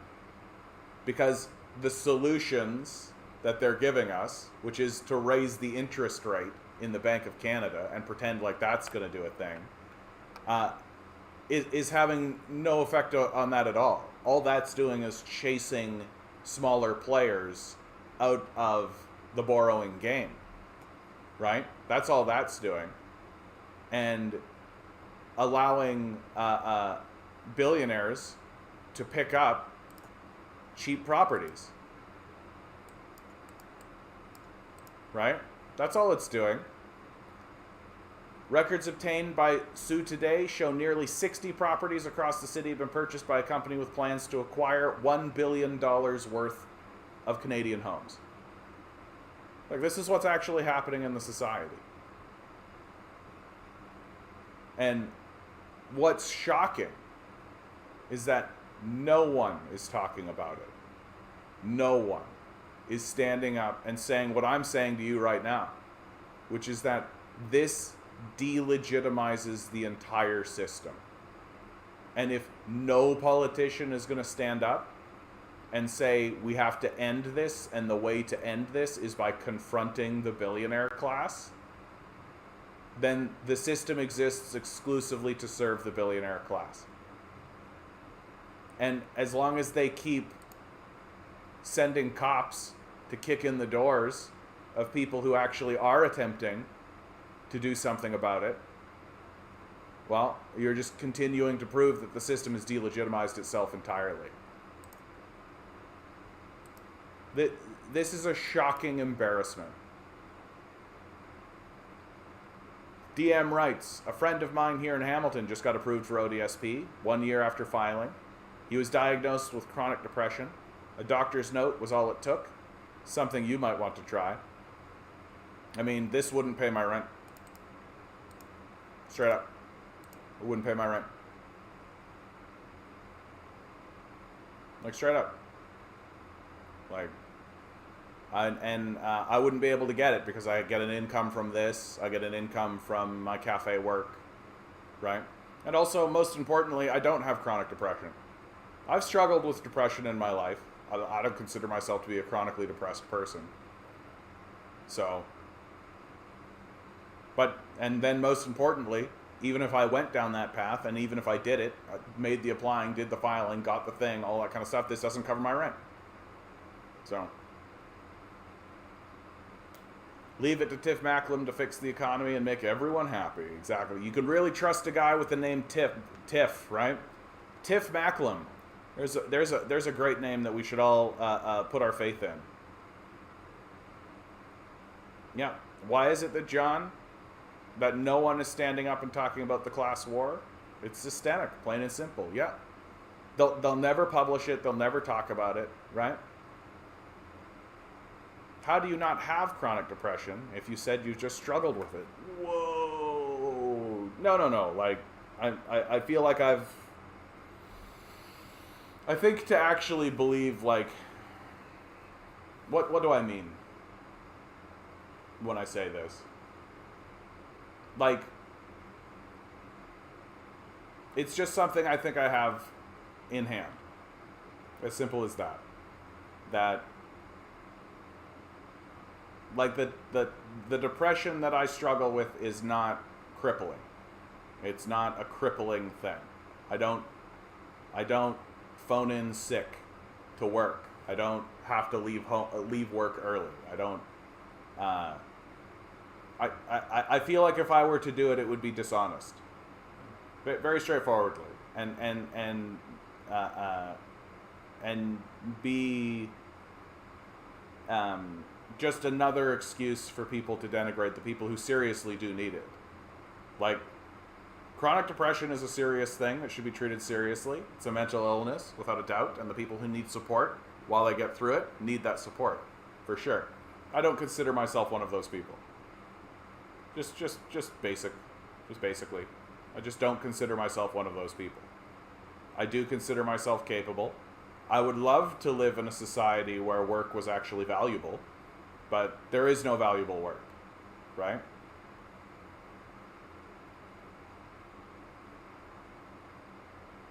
Rick barred Tiffany. He'd rather be Till than Dick. Is his name Richard Tiffany? And he'd rather be Tiff than Dick? You know what, man? Just a fucking loser. He's just a yes man. These guys are all just yes men of the apocalypse. That's what they are. Right? That's how we should refer to them. Like, we are the children of the apocalypse, and they're the yes men of the apocalypse. Right? Like, you just imagine, like, the four horsemen as CEOs, and guys like Tiff Macklem are just the yes men. Just saying, yes, sir. Right? Yeah, he's nothing but a yes man. That the billionaire class has said you should raise the interest rate so that it will lower prices, chase smaller players out of the market, and we can buy assets up on the cheap. And he's gone, yes, sir.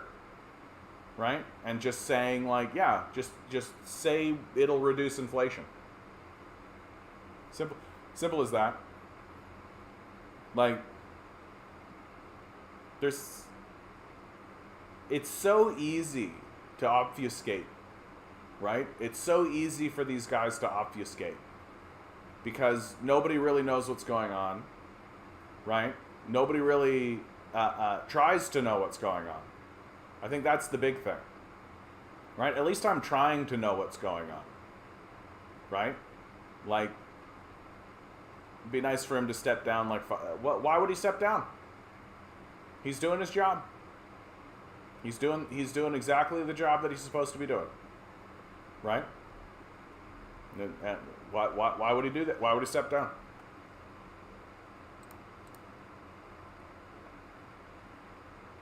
Here's one coming out of ABC News. I wanted to bring this one up because it really does show you how even the corporate power structure is beginning to realize, oh, climate change wipes us all out. That playing this game of both sidesing it, pretending like climate change can be negotiated with, well, all it's done is it's empowered far-right radicals, people who come into my chat and say, you're going to go to hell for pointing out the fact that Trump is not a Christian. Jeff Sparrow says we've been duped into believing environmental blame rests with us. Do you carry a keep cup? Worry about your carbon footprint or diligently sort your recyclables as your way of helping to save the planet? What if you discovered you've been duped? So here's ABC catching up with the rest of us. Melbourne author Jeff Sparrow argues that when it comes to environmental impacts, big corporations have engineered a sense of individual responsibility to distract from their own. No shit. One of the reasons why we feel so despairing about the climate situation that we're in is that we are made to feel that we are the problem, Sparrow tells ABC RN's Big Ideas.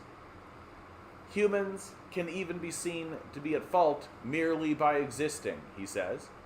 Sometimes the argument extends to suggesting that humans are a kind of a plague, infesting nature and bringing ruination on the planet.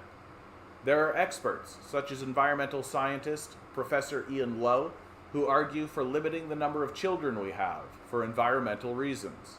Sparrow disagrees. If we are the problem, then there's nothing we can do other than just make things worse, he says. Rather than putting the onus on individuals to solve environmental issues, he believes we should change the economic system we live in order to decarbonize and avert an environmental crisis. And for change to happen, he suggests looking back at how we got here. Who invented carbon footprint? The CSIRO has put adapting to climate change at the top of what it identifies as the 7 mega trends that will determine our fate. We need to be leaner, cleaner, and greener, it says. Sparrow argues that it can't be left up to individuals to make that happen. History offers clues as to why. To start to think about what solution might be available, it's really crucial that we understand where the problem came from and who was responsible, says Sparrow, who explores this topic in his latest book, Crimes Against Nature. Take the term carbon footprint. You've almost certainly used it, but do you know where it comes from? The familiar notion that we should consider how much carbon we are individually responsible for was dreamt up as a marketing strategy, Sparrow says.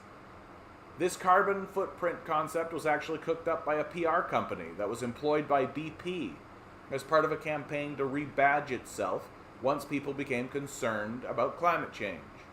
By getting people to look at their own individual responsibility for climate change, it meant that people stopped focusing on corporate responsibility. And so, rather than looking at BP's part of this horrific damage to the environment, people started thinking, what am I doing? While corporations have such widespread impact, BP, for example, manages around 19,000 gas and oil stations worldwide. Sparrow believes that an individual approach at carbon reduction is ineffective. He points at an MIT study that demonstrated Americans couldn't reduce their own carbon footprint as carbon pollution was embedded in American society as a whole. The idea that we can reduce carbon emissions as individuals creates a crippling demoralization, Sparrow says. People seeking to reduce their personal carbon footprint set themselves a task that they cannot possibly fulfill. It's good that people want to be part of the solution, but we have to think of what real solutions might look like, and not just cripple ourselves with individualized guilt that doesn't make any difference. Recycling manipulation. Another example of individual responsibility gone awry is recycling, according to Sparrow. It was recently revealed that significant amounts of home recycling is ending up in a landfill. Yet, individuals are instructed to conscientiously recycle, for example, by checking the numbers of the bottoms of containers and taking soft plastics back to the supermarket. Sparrow argues it's misspent energy. Not only are we being distracted from the real issues, but we are learning to interiorize this sense that it's our fault. It's not the government's fault, it's not the corporation's fault, he says. I think that is incredibly destructive. In 1989, Larry Thomas, the head of the Society of the Plastics Industry, told a conference that due to visible pollution, public sentiment towards plastic was deteriorating at an alarming rate. Sparrow says conference attendees came up with a solution, an advertising campaign to spirit recycling. He argues that large-scale producers of disposable products began to campaign for recycling when they determined that it could be a way of not of preventing waste being produced, but enabling more being produced. Recycling was used to suggest to the public that waste is a resolvable issue if individuals just do the right thing and put it in the bin. Individuals embrace these things with the best will in the world, even though the message are very often being created through a process of corporate manipulation. But recycling plastic is more expensive than producing it, and only a tiny minority is actually recycled. In America, he says, recycling often leaves the country on shiploads, heading to developed nations. It's another example of the way something that should be good and beneficial and wholesome gets weaponized against the planet. According to Australian Packaging Covenant Organization, just 16% of plastic packaging was successfully recovered in 2019 and 20. We don't have to live like this. He believes that if climate change is to be addressed, it's not individuals' behavior that's need modifying. It's the exponential growth of corporations that should be. Structural changes are needed if Australia is to address its environmental concerns, he argues. You cannot live in an economic system that must grow blindly year after year after year in a finite world. But he is not without hope. It's not impossible that we can change the way that we live, he says. We don't have to live like this. He points to the long, rich history of Indigenous Australians who, for many thousands of years, interacted with nature in a way that didn't destroy ecosystems, but actually improved ecosystems. When the British came to Australia, they saw it as a wilderness untouched by human hands, but it wasn't. Indigenous people consciously changed it, and they consciously shaped it. And they did it in a way that improved the natural environment, and this is a tremendous source of hope, he says. If today we can consciously and democratically decide how we're going to interact with nature, then, he says, the problem before us becomes much, much simpler. He says to create change, we need to have better, more productive conversations, without agreeing for the sake of an easy life or disagreeing just because people don't instantly agree with everything you say. Things can change very, very quickly. But you don't enlist people in these campaigns simply by sneering at them, simply by mocking them. You have to be prepared to argue with them, to convince them, to persuade them. This last bit is a bit of a cover for BP, if you ask me. We should be arresting them. The CEOs and investors of BP and ExxonMobil and these sorts of people should be in prison. I go so far to say that until they are, I don't think we're taking climate change seriously as an issue. And I don't mean fining them. I don't mean putting them on trial. I mean until they are in prison for the rest of their lives. Like, what they have done is treasonous. Absolutely, completely treasonous. And to communicate about it any other way, I think is absolute childishness. They knew what they were doing. They knew what the stakes were. They understood fully what was going to happen, and they chose to destroy the environment and destroy the ecosystem for money. They knew exactly what they were doing, and they should go to prison for it. Very, very simply. Very simply. But it's good to see that ABC News is catching up with us here at the Canadian Commie, that we actually should probably do something about climate change and probably get rid of this individualist mindset that obviously the people who are polluting the most are the people at the top of the hierarchy, are the corporations, are the rich. Obviously. Speaking of corporations and the rich, ad break, ad break, ad break. Ugh. One day, guys, one day, I'll be able to do this without the ad breaks. It will be my favorite. Yep. I've long suspected that the blue bags were ending up in the landfill. I've known for a long time that the recycling was just going into the landfill. Right? Like, it's all a grift. Like this, there isn't a single redeemable aspect of our society. It's all a grift. Every part of it. Like, they've literally erected a quote-unquote recycling system that is just for show. That's what it is. They've got us all throwing stuff into blue bins and doing recycling and separating our stuff and all of this kind of stuff, so on and so forth, on and on and on, for show. It's all just performative. Every aspect of our society is like this. Everything is like this. That we aren't actually living in a real system and a real society that's attempting to build a human experience and to accept the realities of what it is to be a human being and to foster and grow the human spirit in any meaningful way.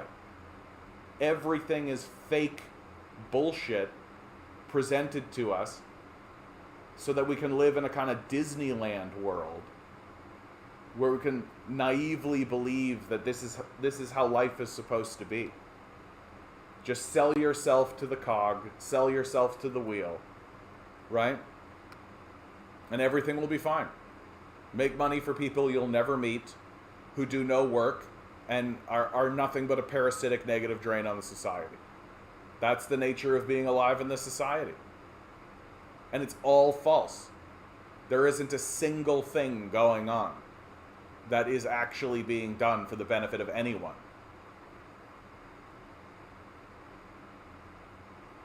DM says everything we were told would happen if we had a basic income. Inflation, depleted workforce, poverty, overpriced food, homes, cuts to social services has happened without. Yeah, it reduces hunger and inequality. Well, and also I think gives a sense of community. Like, I know for myself, like, I'm not going to invest any amount of time into any labor force or anything like that. Like, I'm not going out of my way. I'm not retraining. I'm not trying to do any of this kind of stuff. Our society is designed to destroy itself. I'm not going to participate in that. Just as simply as that. I think it's bad enough that I've got to go, like, provide treats for this so that people can have little snackies while they do it. Like, that's bad enough. And the idea of going to get a job to actually perpetuate it on purpose, to actually help people destroy the society, the ecosystem, and the species. No thanks. No thanks. Whereas if we were building a society that was actually leading to improving the society, well, there's something I can get on board with. There's something that I might actually put some time in.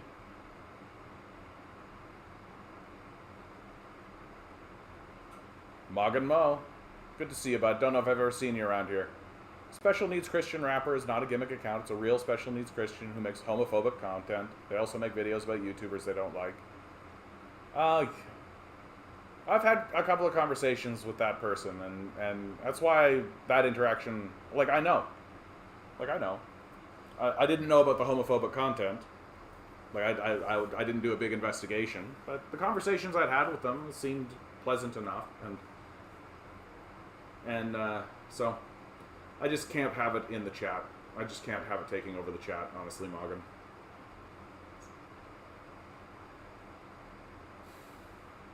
Like, talking about this stuff is difficult enough. Right? It's difficult enough to go through this stuff and to try to find some kind of solidarity, some kind of support, right? Some kind of catharsis, right? We don't need to also be trying to convince people that Trump's not a Christian. Like, Trump's like big yikes. Like, big yikes. Yeah. Meanwhile, like, we're talking about living in a society that is actually doing something beneficial, right? That's actually trying to help something, that's actually trying to do something, that's actually trying to provide some kind of benefit or some kind of improvement in the world, right? China forgives 23 loans for 17 African countries, expands win-win trade and infrastructure projects. The Chinese government has announced that it is forgiving 23 interest-free loans for 17 African nations, while pledging to deepen its collaboration with the continent. While Beijing has a repeated history of forgiving loans like this, Western governments have made baseless, politically motivated accusations that China uses debt trap diplomacy in the global south. I have debunked that here on this channel before. The United States has turned Africa into a battleground in its new Cold War on China and Russia, and Washington has weaponized dubious claims of Chinese debt traps to demonize Beijing for its substantial infrastructure projects on the continent. For its part, China has pushed back against the U.S. new Cold War. U.S. Foreign Minister Wang Yi held a meeting with leaders from various African countries and the African Union on August 18th. In the conference, Wang condemned the West's zero-sum Cold War mentality. He instead proposed a model based on multi-party cooperation with Africa that brings win-win results for all sides. What Africa would welcome is mutually beneficial cooperation for the greater well-being of the people, not major country rivalry for geopolitical gains, he said.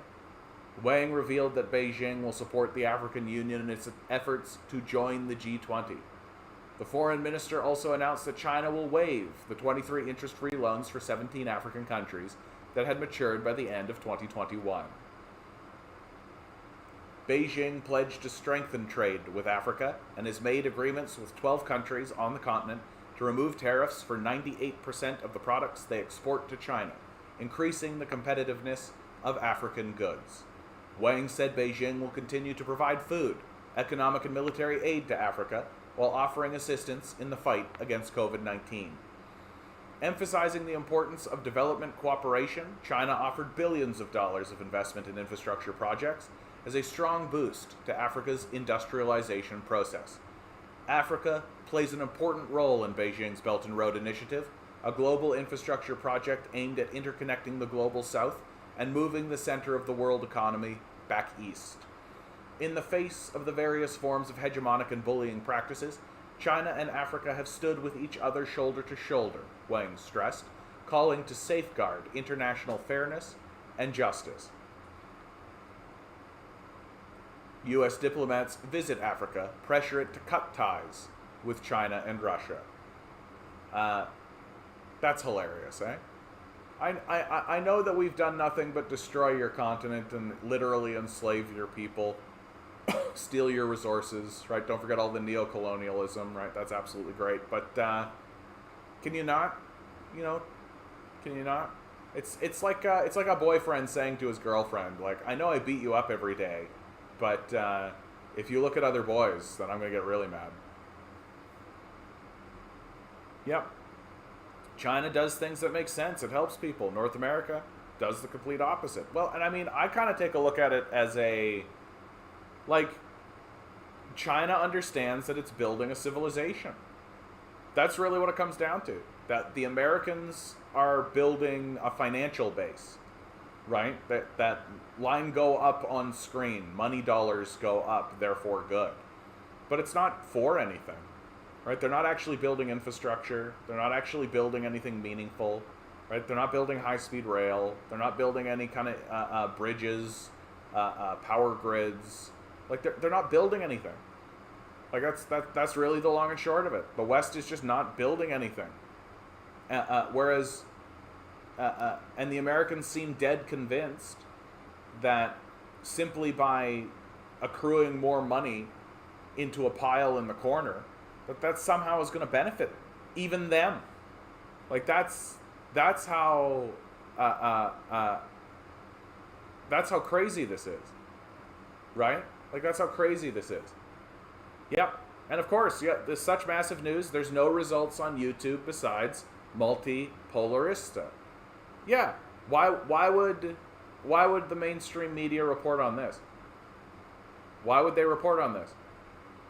Incidentally, this is from Benjamin Norton, right? Like, why on God's green earth would the West report on this? They don't want people to understand that the Chinese debt trap is a myth. They don't want people to understand that what China is doing is building, right? Because if people actually began to understand that what China is doing is building, right? Building roads, like. I've listened to lectures and conversations with African prime ministers and African leaders, and they say over and over again, our trouble is that we lack basic infrastructure, things like roads, power lines, water wells, right? Really basic infrastructure that we take for granted here. That we're just like, what do you mean there isn't a road? Yeah, there isn't a road. There's just not a road there. right? And so in comes China. What's China doing? It's building roads. It's called the Belt and Road Initiative, for God's sakes, right? They're building roads across Africa. They're building power lines across Africa because China understands that even if they end up paying for that road, right? Even if it is that China went in and said to South Africa or Zimbabwe, right? Any of these places and said, well, there's minerals over here and there's this kind of stuff. You can't get access to them. Why? Because you don't have a road. Oh, okay. Well, we'll build a road for you. We'll give you a loan, an interest-free loan that now, incidentally, we're just going to forgive. Like, this is an enormous win-win for China, right? It's a win for the people of of Africa. They get the infrastructure that they get to take advantage of, and it's a win for China because they get access to the resources that infrastructure gives.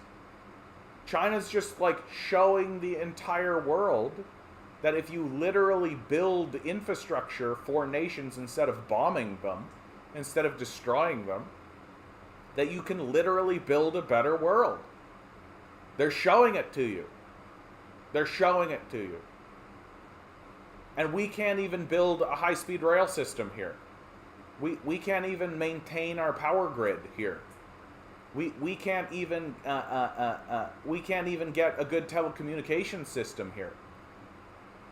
Like, everything is just collapsing. And it literally is that we are exchanging human progress for fake dollars that don't exist in the first place. Like, it's fucking embarrassing. It's fucking embarrassing to be, like, it's embarrassing to be a Westerner right now.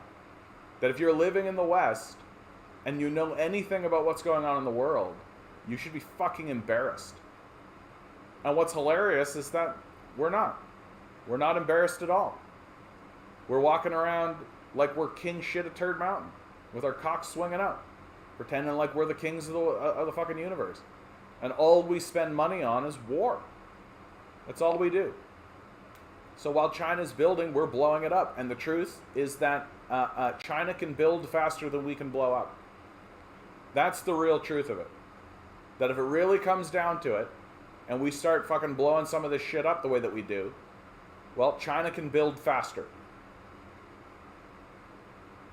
We can't compete with this. We're not going to compete with this.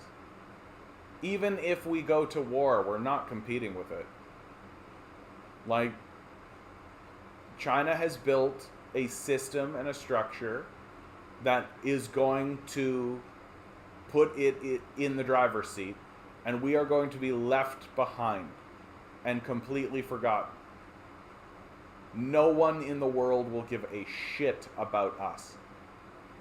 And frankly, like, the wealthy of our own countries are going to abandon the countries. Like, they live in another universe called Richistan. They don't live here. They live in another land, right? That they've extracted all the wealth from us, and they're going to go take off with it. And so what this means is that we are essentially an occupied country. That the citizens of Richistan use their money to create an occupying force called the police, who occupy us so that this arrangement will be maintained by force. And that's the structure of the West. Yeah, U.S. just spent $40 billion, and much more coming, on this proxy war with Russia, way more than all G10 European nations combined. And $40 billion can build a lot of roads and bridges. Yeah.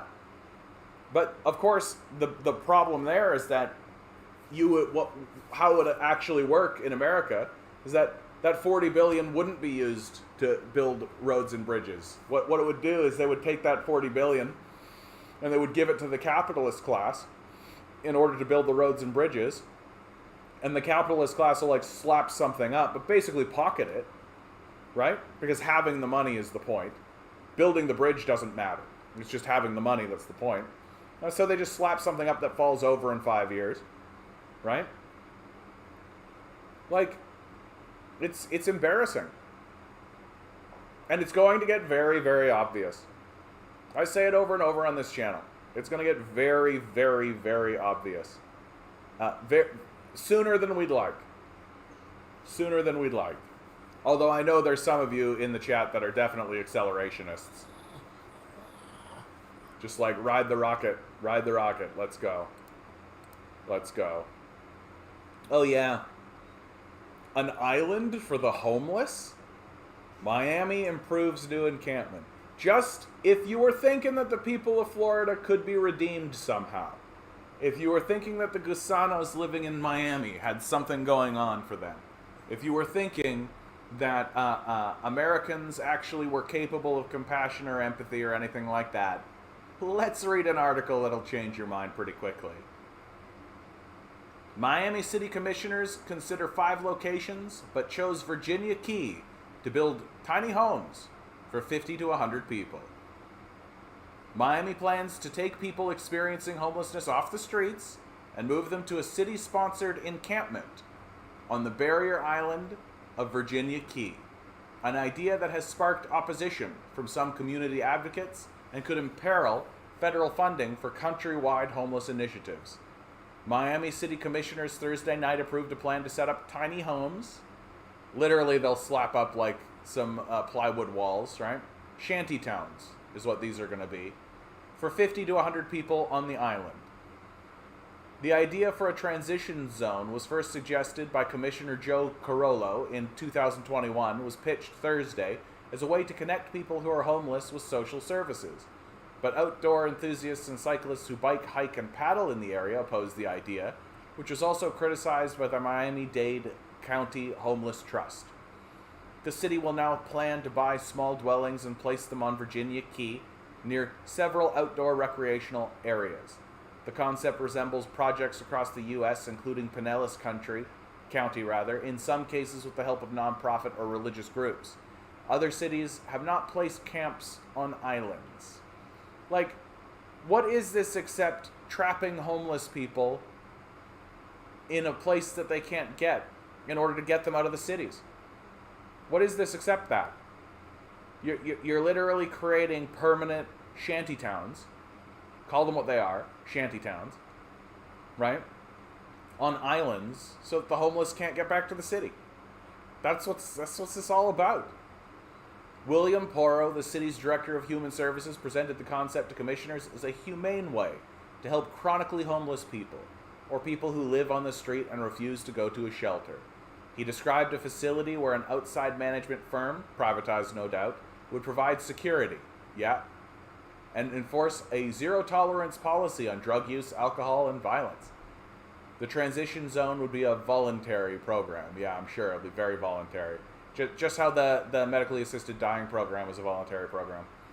Ron Book, chairman of the Miami-Dade County Homeless Trust, told the Miami Herald the agency will not support any such encampment because it does not adhere with federal guidelines tied to programs that are meant to encourage a housing-first philosophy to address homelessness, an approach backed by the publicly funded county agency.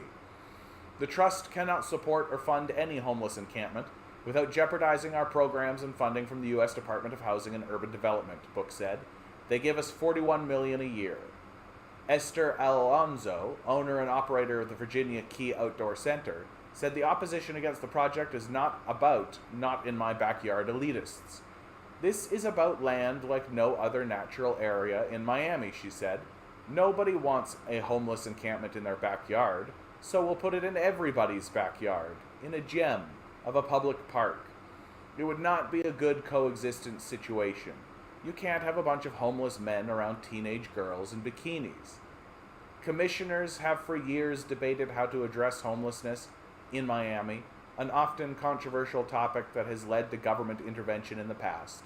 A class action lawsuit over police harassment of the homeless led to federal consent decree that protected certain rights for people on the street. In recent years, following the 2019 dissolution of that decree, the city has taken steps to make it harder for people to live in public spaces outside of a shelter. Yes, the criminalization of homelessness. That's a great idea. That's a perfect way to deal with this. The latest idea would have the city move homeless people away from densely populated areas, such as downtown, Overton, and Little Havana. Right? So you don't need to look at them. That's what it's about. Right?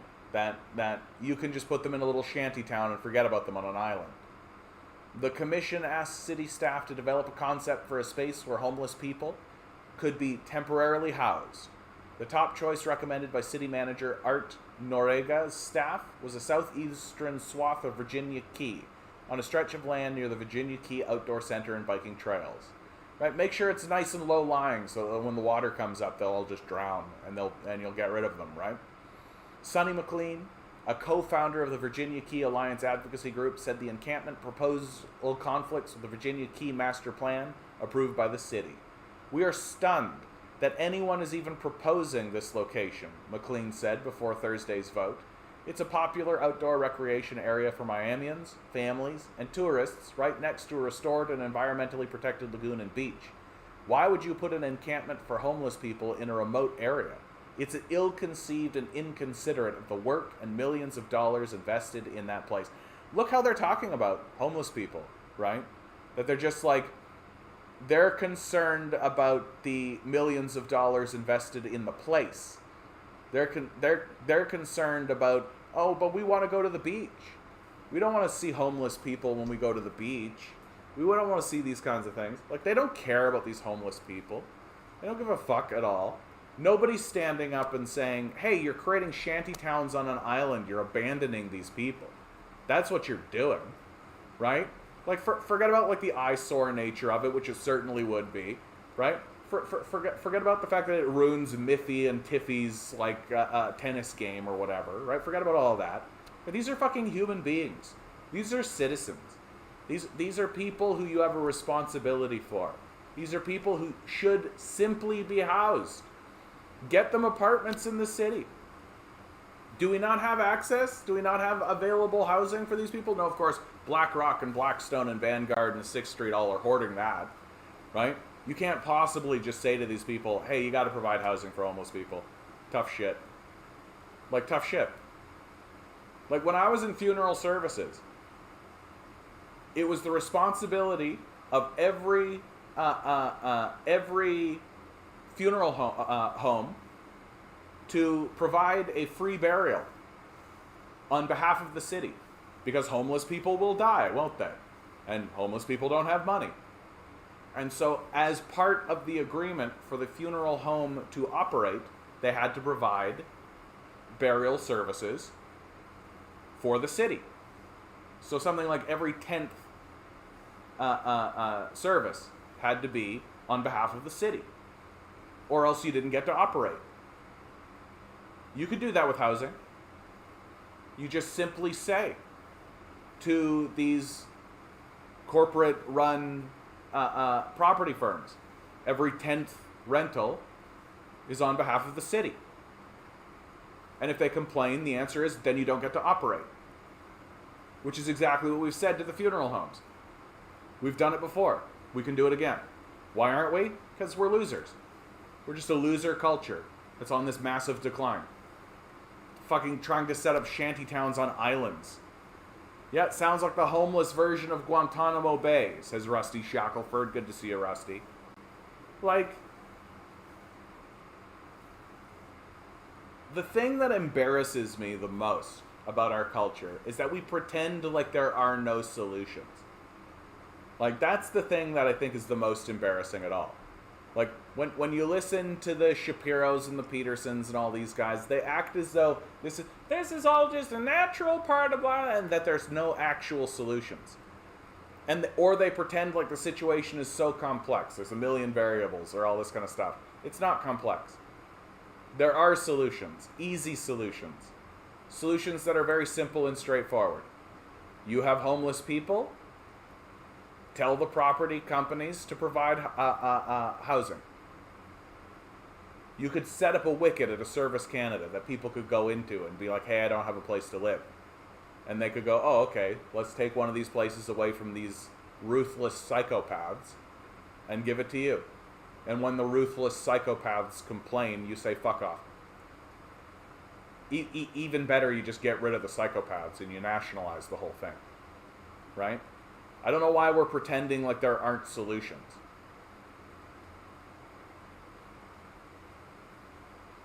I'm sure sanitation there would be really great. Yeah, totally no disease outbreaks, for sure. Major says, I just got a picture just now, and randomly there's a DM painted on a rock at my cabin. Alright. DM's going around painting his name. Is that what you're doing, DM, with your time? Oh, really starting to rain out there. We're getting a good rainstorm. Already shrunk by half. Swiss glaciers melting faster. This is the thing that I keep saying to people, is that we've done these climate change projections, but they're always very conservative. That anytime I actually tune in to like, where were we and where are we now, they always say the same thing, that it's happening faster. It's happening faster than we projected. Right? Switzerland, 1,400 glaciers have lost more than half their total volume since the 1930s, a new study has found. Researchers say ice retreat is accelerating at a time of growing concerns about climate change. Zurich, a respected federal polytechnic university, and the Swiss Federal Institute on Forest, Snow, and Landscape Research on Monday announced the findings from a first ever reconstruction of ice loss in Switzerland in the 20th century, based in part on an analysis of changes to topography of glaciers since 1931. The research estimated that ice volumes on the glacier had shrunk by half over the subsequent 85 years until 2016. Since then, the glaciers have lost an additional 12% over just 6 years. Glacier retreat is accelerating. Closely observing this phenomenon and quantifying its historical dimensions is important because it allows us to infer the glacier's response to a changing climate. Just another piece of evidence.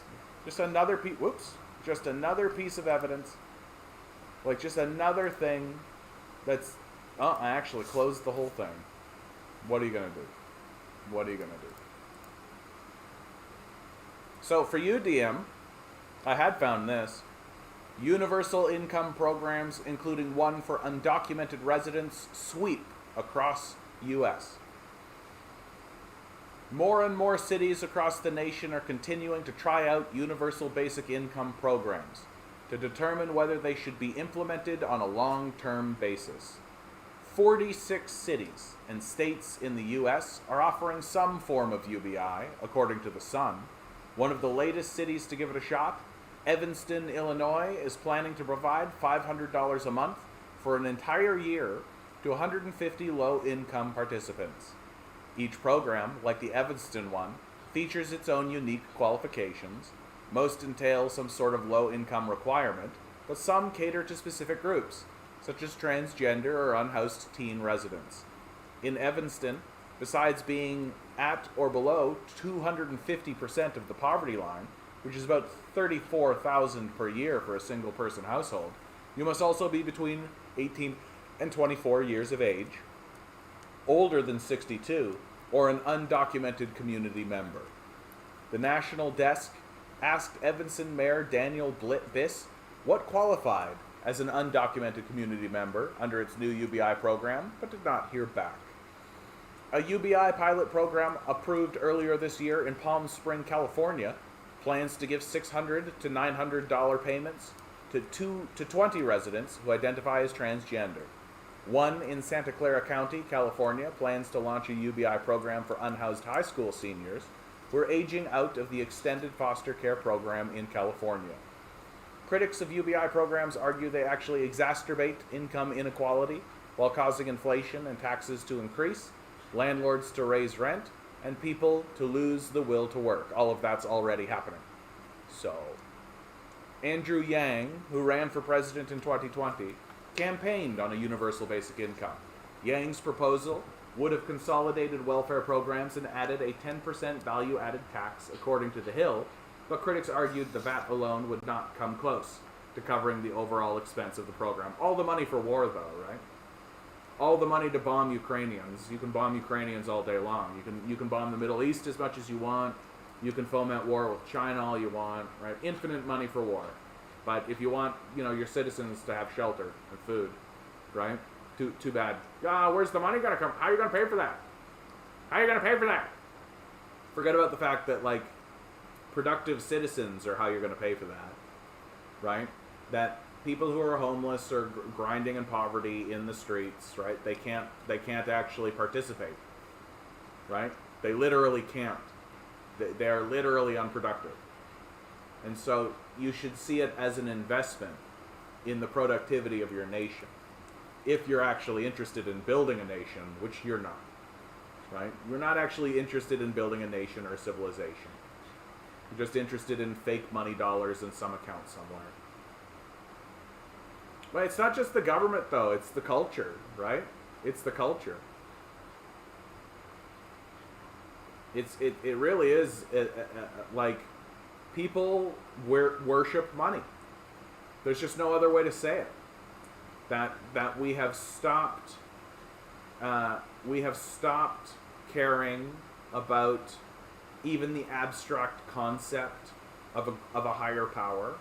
We have stopped caring about the environment, about community, about neighbors, about any of that kind of stuff, because we have replaced it with this worship of money.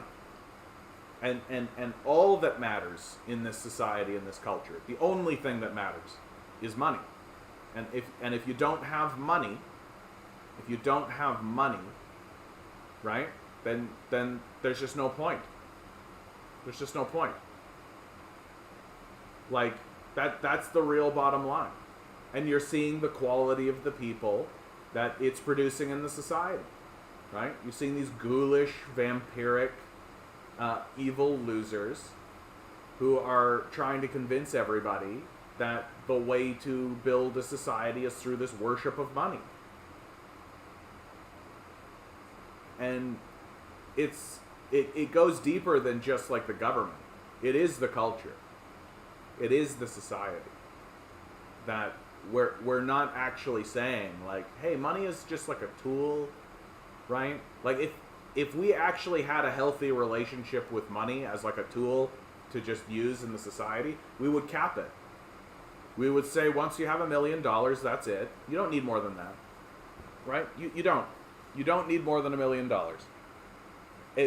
Once you get over $1 million, you end up using it just to destroy people. It's the only thing you can do, right? It's the only thing you can do with more than $1 million.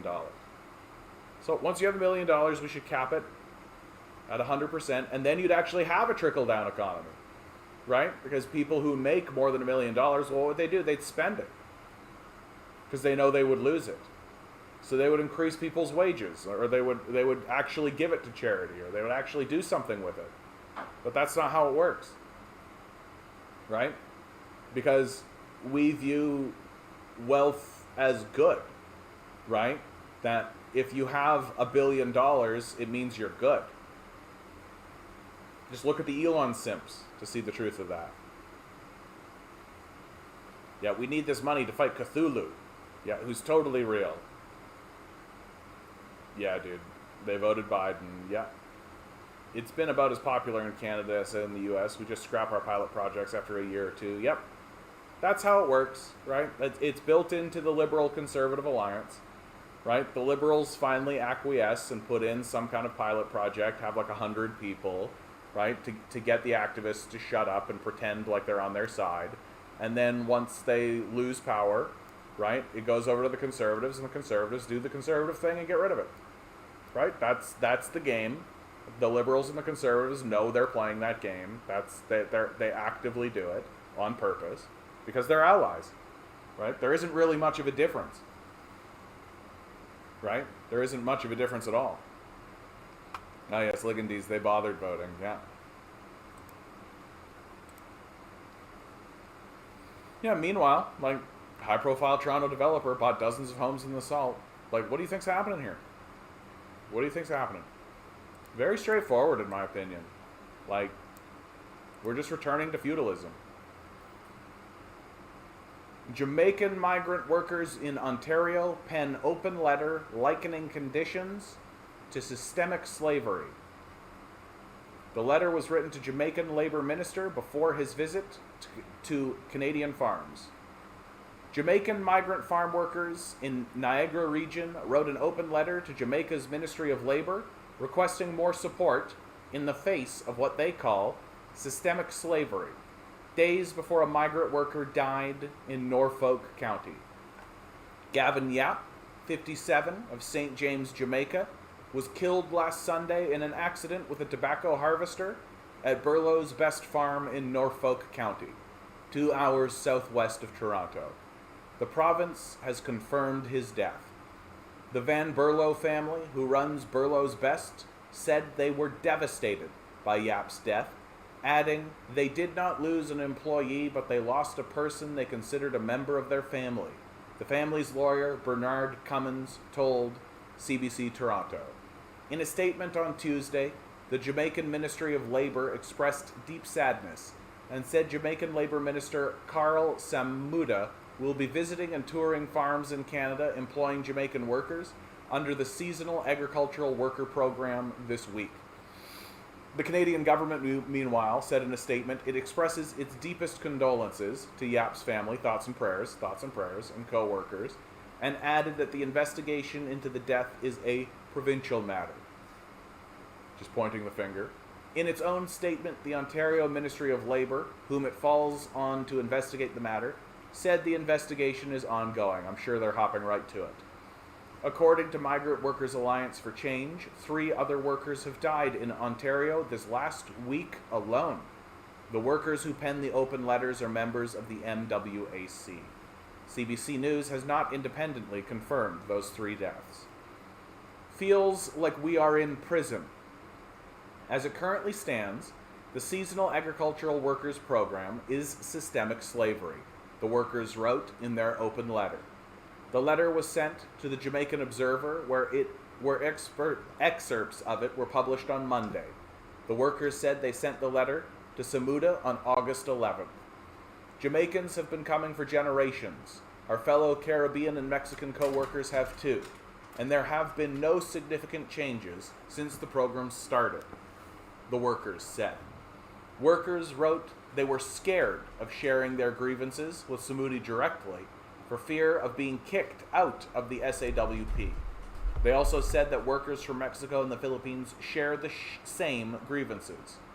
Workers described housing conditions are so poor that rats eat their food. They live in crowded rooms with zero privacy, with cameras, and lack dryers to dry their clothes after it rains, they wrote. It feels like we are in prison, the letter reads. On working conditions, workers wrote they're treated like mules and punished for not being quick enough. They said they're exposed to dangerous pesticides without adequate protection, and their bosses are verbally abusive. They physically intimidate us, destroy our personal property, and threaten to send us home, the letter reads.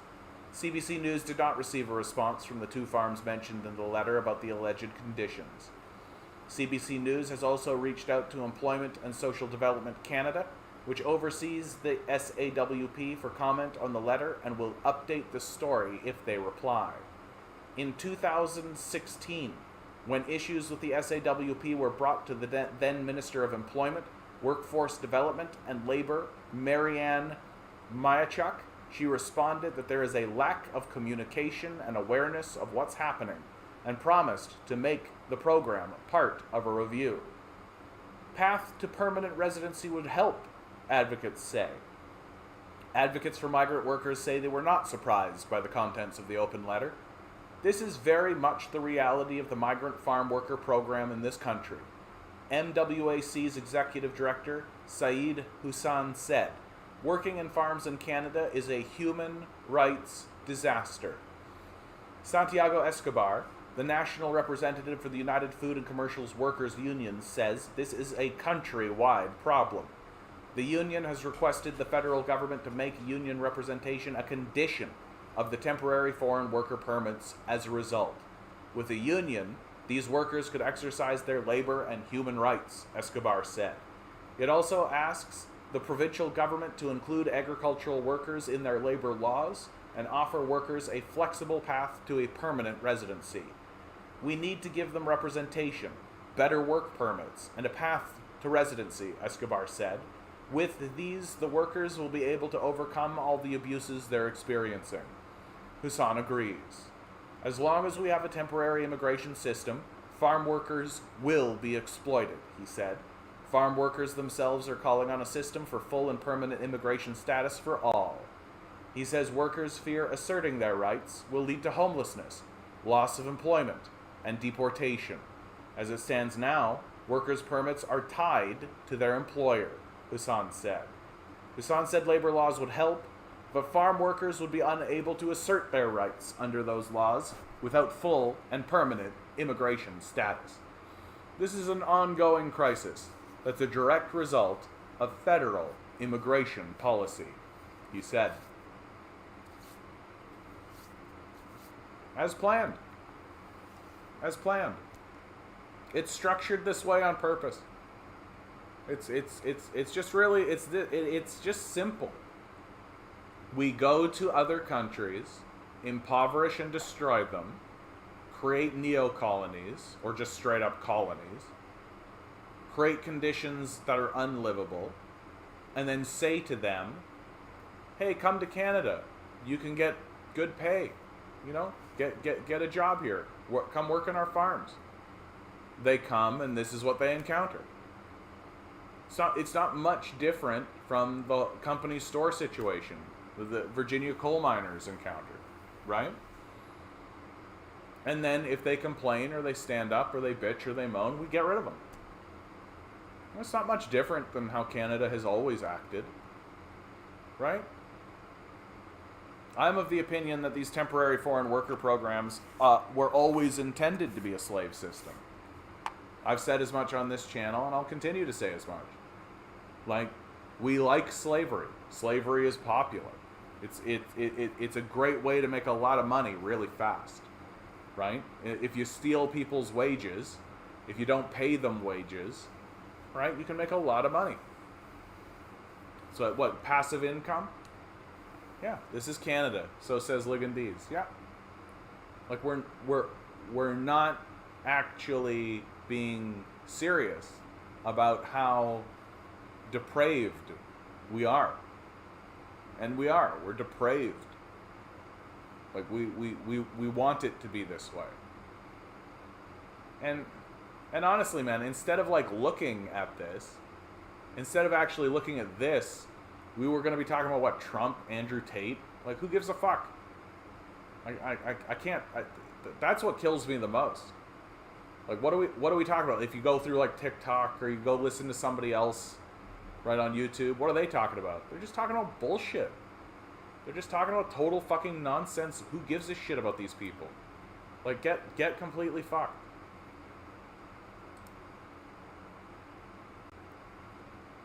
We'll see about this. Finally, we're getting anybody out there saying, hey, NDP MPs want to crack down on corporate landlords that are making housing more unaffordable. Okay, news to me, right? News to me. New Democratic Party housing critic Jenny Kwan was in Nanaimo for roundtable discussion. So when they say MPs, do they literally mean one MP? Oh, here we go. Jenny Kwan joined Nanaimo Ladysmith MP Lisa Marie Barron for a roundtable discussion with local government and nonprofit agency representatives Friday, August 19th at the Vancouver Island Conference Center. She said New Democrats are calling for a moratorium on REITs and other corporate landlords acquiring affordable homes, higher taxes, and an acquisition fund to help nonprofit organizations purchase at-risk rental buildings that come on the market. Across the country, we're losing more affordable housing than we're building, Kwan said.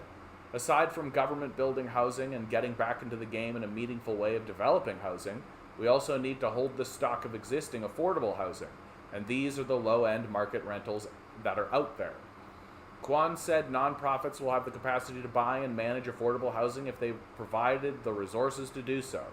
She acknowledged that the sector is experiencing difficulty attracting and retaining staff, and Barron pointed out that the workers themselves are challenged by the housing crisis too.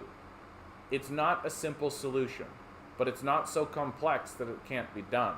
And if you center your principle on the notion that housing is a basic human right, and you go from there, Kwan said, all the pieces will become clear, and the people who will tell you what needs to be done and how it should be done are the very people who are servicing the community. Asked about the acquisition fund, Kwan said any dollar amount would represent a commitment from the federal government that has its role in helping nonprofits acquire affordable housing buildings. She said the government's investment in the file needs to be tied at the minimum to what's needed to maintain current housing stock. We have great relationships with many of the local organizations to help triage, but the reality is that so many of these people should have never been put in that position in the first place. So, I'm glad to see that anybody is actually standing up and saying anything. How much do you want to bet? Like, this is coming from the Nanaimo News Bulletin, right? Like, so it's not exactly circulating around like mad. Literally the only politician I've heard talk about this issue. And honestly, like, I'm glad that she's voicing any solutions whatsoever, but I'm so sick and tired of this idea that we need to negotiate with these psychos. We don't need to negotiate with these people. House the homeless. If you don't get to operate. To me, it's extremely black and white. Oh, hey, I can't help but notice that you own 100 units. 10%, house the homeless. Oh, you don't want to? Then we revoke your right. Get out of here. You don't need to be in this business. You don't need to be here, right? Like, I don't know why we're not playing absolute hardball with these people. Like literally, get the fuck out of here. We don't need them. We don't need them at all. They're a total fucking embarrassment. They're parasites. They're complete parasites. And the idea that we're, like, gonna negotiate with them about this. Like, if you actually genuinely believe that housing is a human right, then you will look at these people and say, provide housing. And if they say no, then you no longer own any of that.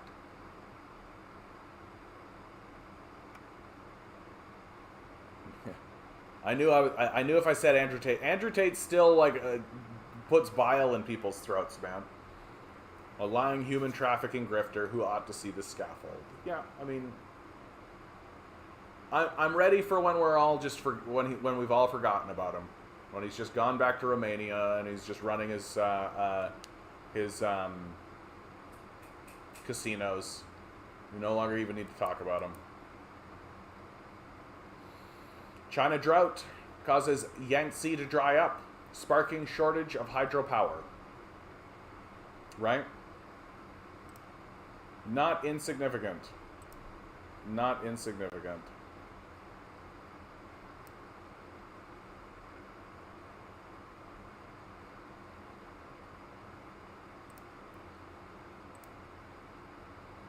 This is the trans activist. We're going to hang on to that.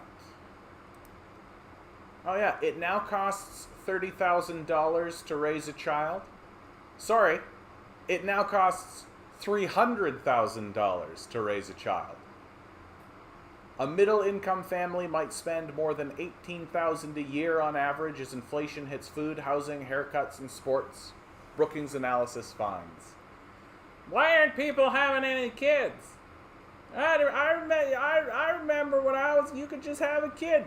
Why are my family having any kids? They just need to pull themselves up by their bootstraps. $300,000 to raise a child.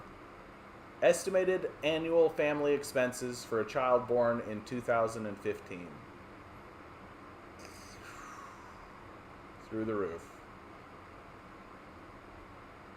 And the funny part about it is that what this is going to do to the nation, right? It's going to put us in a population decline. Like, you want to talk about a serious sign of a decline, right? A serious sign of decline is a population decline. Like, we need to have more stabilized population, for sure. But putting your societies into population decline because nobody can afford to have children, right? Like, this is how demonic we actually are as a people. That we literally are putting ahead of people having kids, people reproducing. We're putting ahead of people having children this worship of money. Like, that's how brutal it's gotten for us. Ugh. Ugh. Experts urge caution. New survey finds 1 in 4 Canadians taking loans. So the solution that Canadians are coming up with is loans. Just while they're raising the interest rate. Like, how is this anything but creating just, like, debt peonage for people? Just trapping them eternally. Right? Current inflation is unfortunately something Canadians are just going to have to deal with, even though the Bank of Canada can bring this under control to a degree. Like, so by taking a loan, you're hurting yourself in 2 ways. 1, you're buying something you can't afford to begin with, like food. Fucking idiot. And 2, you're going to pay for it with the loan, with the interest on that loan is going to go up, which means you're going to continue to pay for it in a more expensive way. Like, do these guys think that people are buying, like, yachts and shit with this? They're paying rent. They're buying food. That's what they're doing. Like, this is desperation. This is absolutely desperation. Here we go. How to avoid debts. King says a lot of personal finance experts would tell clients not to take on debt. But the reason why people take on debt is because they feel a necessity or need, like food. What you need is a good strategy or a good solution to figure out how you can pay that debt back and get on track, said King. So it's an awful lot like saying, well, the best way to swim is to keep your head up and keep swimming. Like, thanks, champ.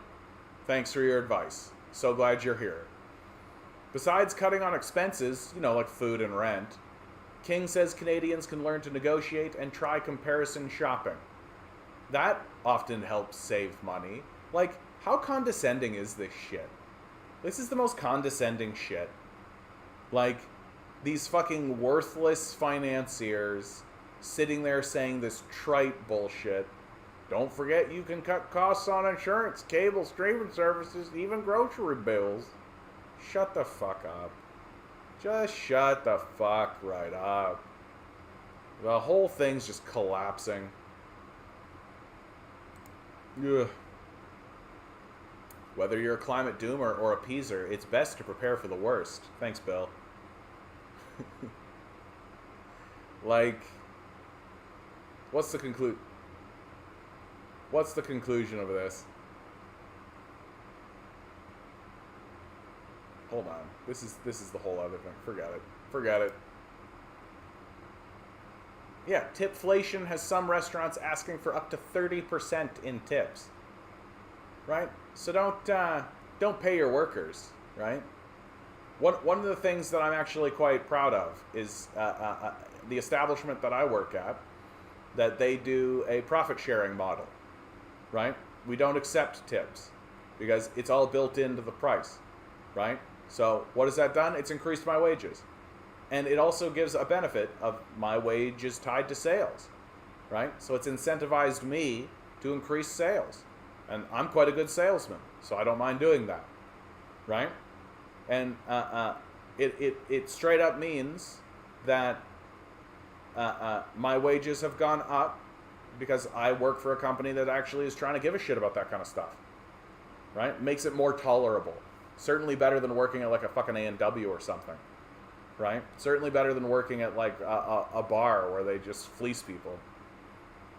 Get on track. Sounds like something Doug Ford would say. Absolutely. Abso-fucking-lutely. This is kind of an exciting one, though. Let's end. You know what? I'm going to save this for a second. Let's end on a positive note. Yeah, healthcare system is crumbling. We all know they're privatizing it, right? I'm going to hang on to that one for tomorrow. This is a great Chris Hedges article, The Psychology of a Klansman.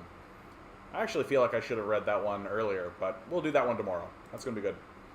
So tune in. Make sure you tune in for a great Chris Hedges article. Also, like, share, subscribe. Give me some money if you've got. Even $1 helps. Thanks. Yeah. MPs, senators should consider the consequences of Taiwan visit, Trudeau says. This is actually interesting because even though he says, Trudeau says something really stupid, but he also says something really smart, if it can be believed. There are significant reflections going on right now.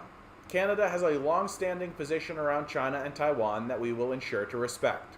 What they're talking about is the one China policy, that Taiwan is part of China, right? This is something that both Canada and the United States have followed for a long time.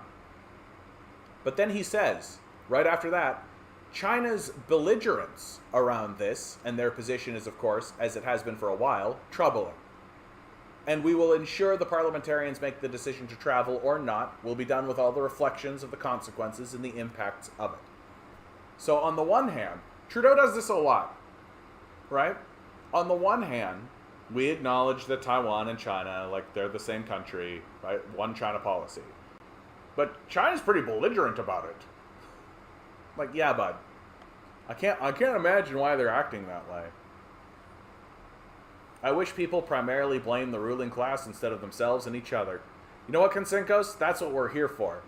We're here to spread the good word. Blame the rich. Blame the rich. Tell people about David Thompson, the richest Canadian. People don't know who this guy is. He's very smart that way. Look him up. Wikipedia. David Thompson. I'll save that one for tomorrow, too. So let's end on this note.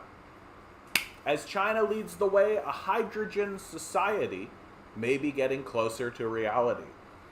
Hydrogen has much potential as a clean, renewable energy source, and China, as the leading producer, is well placed to lead the global push. In Hong Kong, for a start, officials must remove legislative obstacles for the use of hydrogen vehicles. After a decade of tech briefings and blue sky imagining on the on-off prospects for hydrogen as a radical green force driving us towards net zero in 2050, a mood of optimism has recently warmed the room. Skepticism about the feasibility of hydrogen power, complaints that the technology is too complex, too expensive, and not even green, has given way to progress, and China seems set to lead the way. The Post has caught the optimism in the air with recent headlines such as hydrogen cars to be tested before 2024 in green push, China building green hydrogen factory, and Asia has potential to lead in hydrogen economy. Closer to home were reports in June that Citybus, owned by Bravo Transport, acquired the first hydrogen-powered double-decker bus in Hong Kong. Here, at last, was evidence that Hong Kong is doing something that might put us in the vanguard of efforts to assuage global warming. Bravo Transport indeed. Then last week we were brought abruptly down to the ground with a bureaucratic bump. Since our regulators regard hydrogen as an explosive rather than as an energy source, our first hydrogen-powered bus has been marooned at the Citybus depot, barred from the roads. Under the Dangerous Goods Ordinance, hydrogen is regarded as a dangerous substance, making it illegal to produce, store, or transport it, even if it is at the heart of a fuel cell driving a new double-decker. I mean, like, isn't this just a fucking kick in the pants? Literally, like, gasoline is an explosive. Like, yeah, oil companies are going to throw a fit if it kicks off. And I love it. The way that they're defending themselves about, oh, why did it explode? That's an explosive. Yeah, so is oil and gasoline. Like, what the fuck? Can someone please ask our Secretary for Environment and Ecology and his staff to emerge from the Stone Age and amend our Dangerous Goods Ordinance pronto? The journey towards the use of hydrogen power has been long and winding enough, without our bureaucrats throwing still more time-wasting obstacles into the path. Like,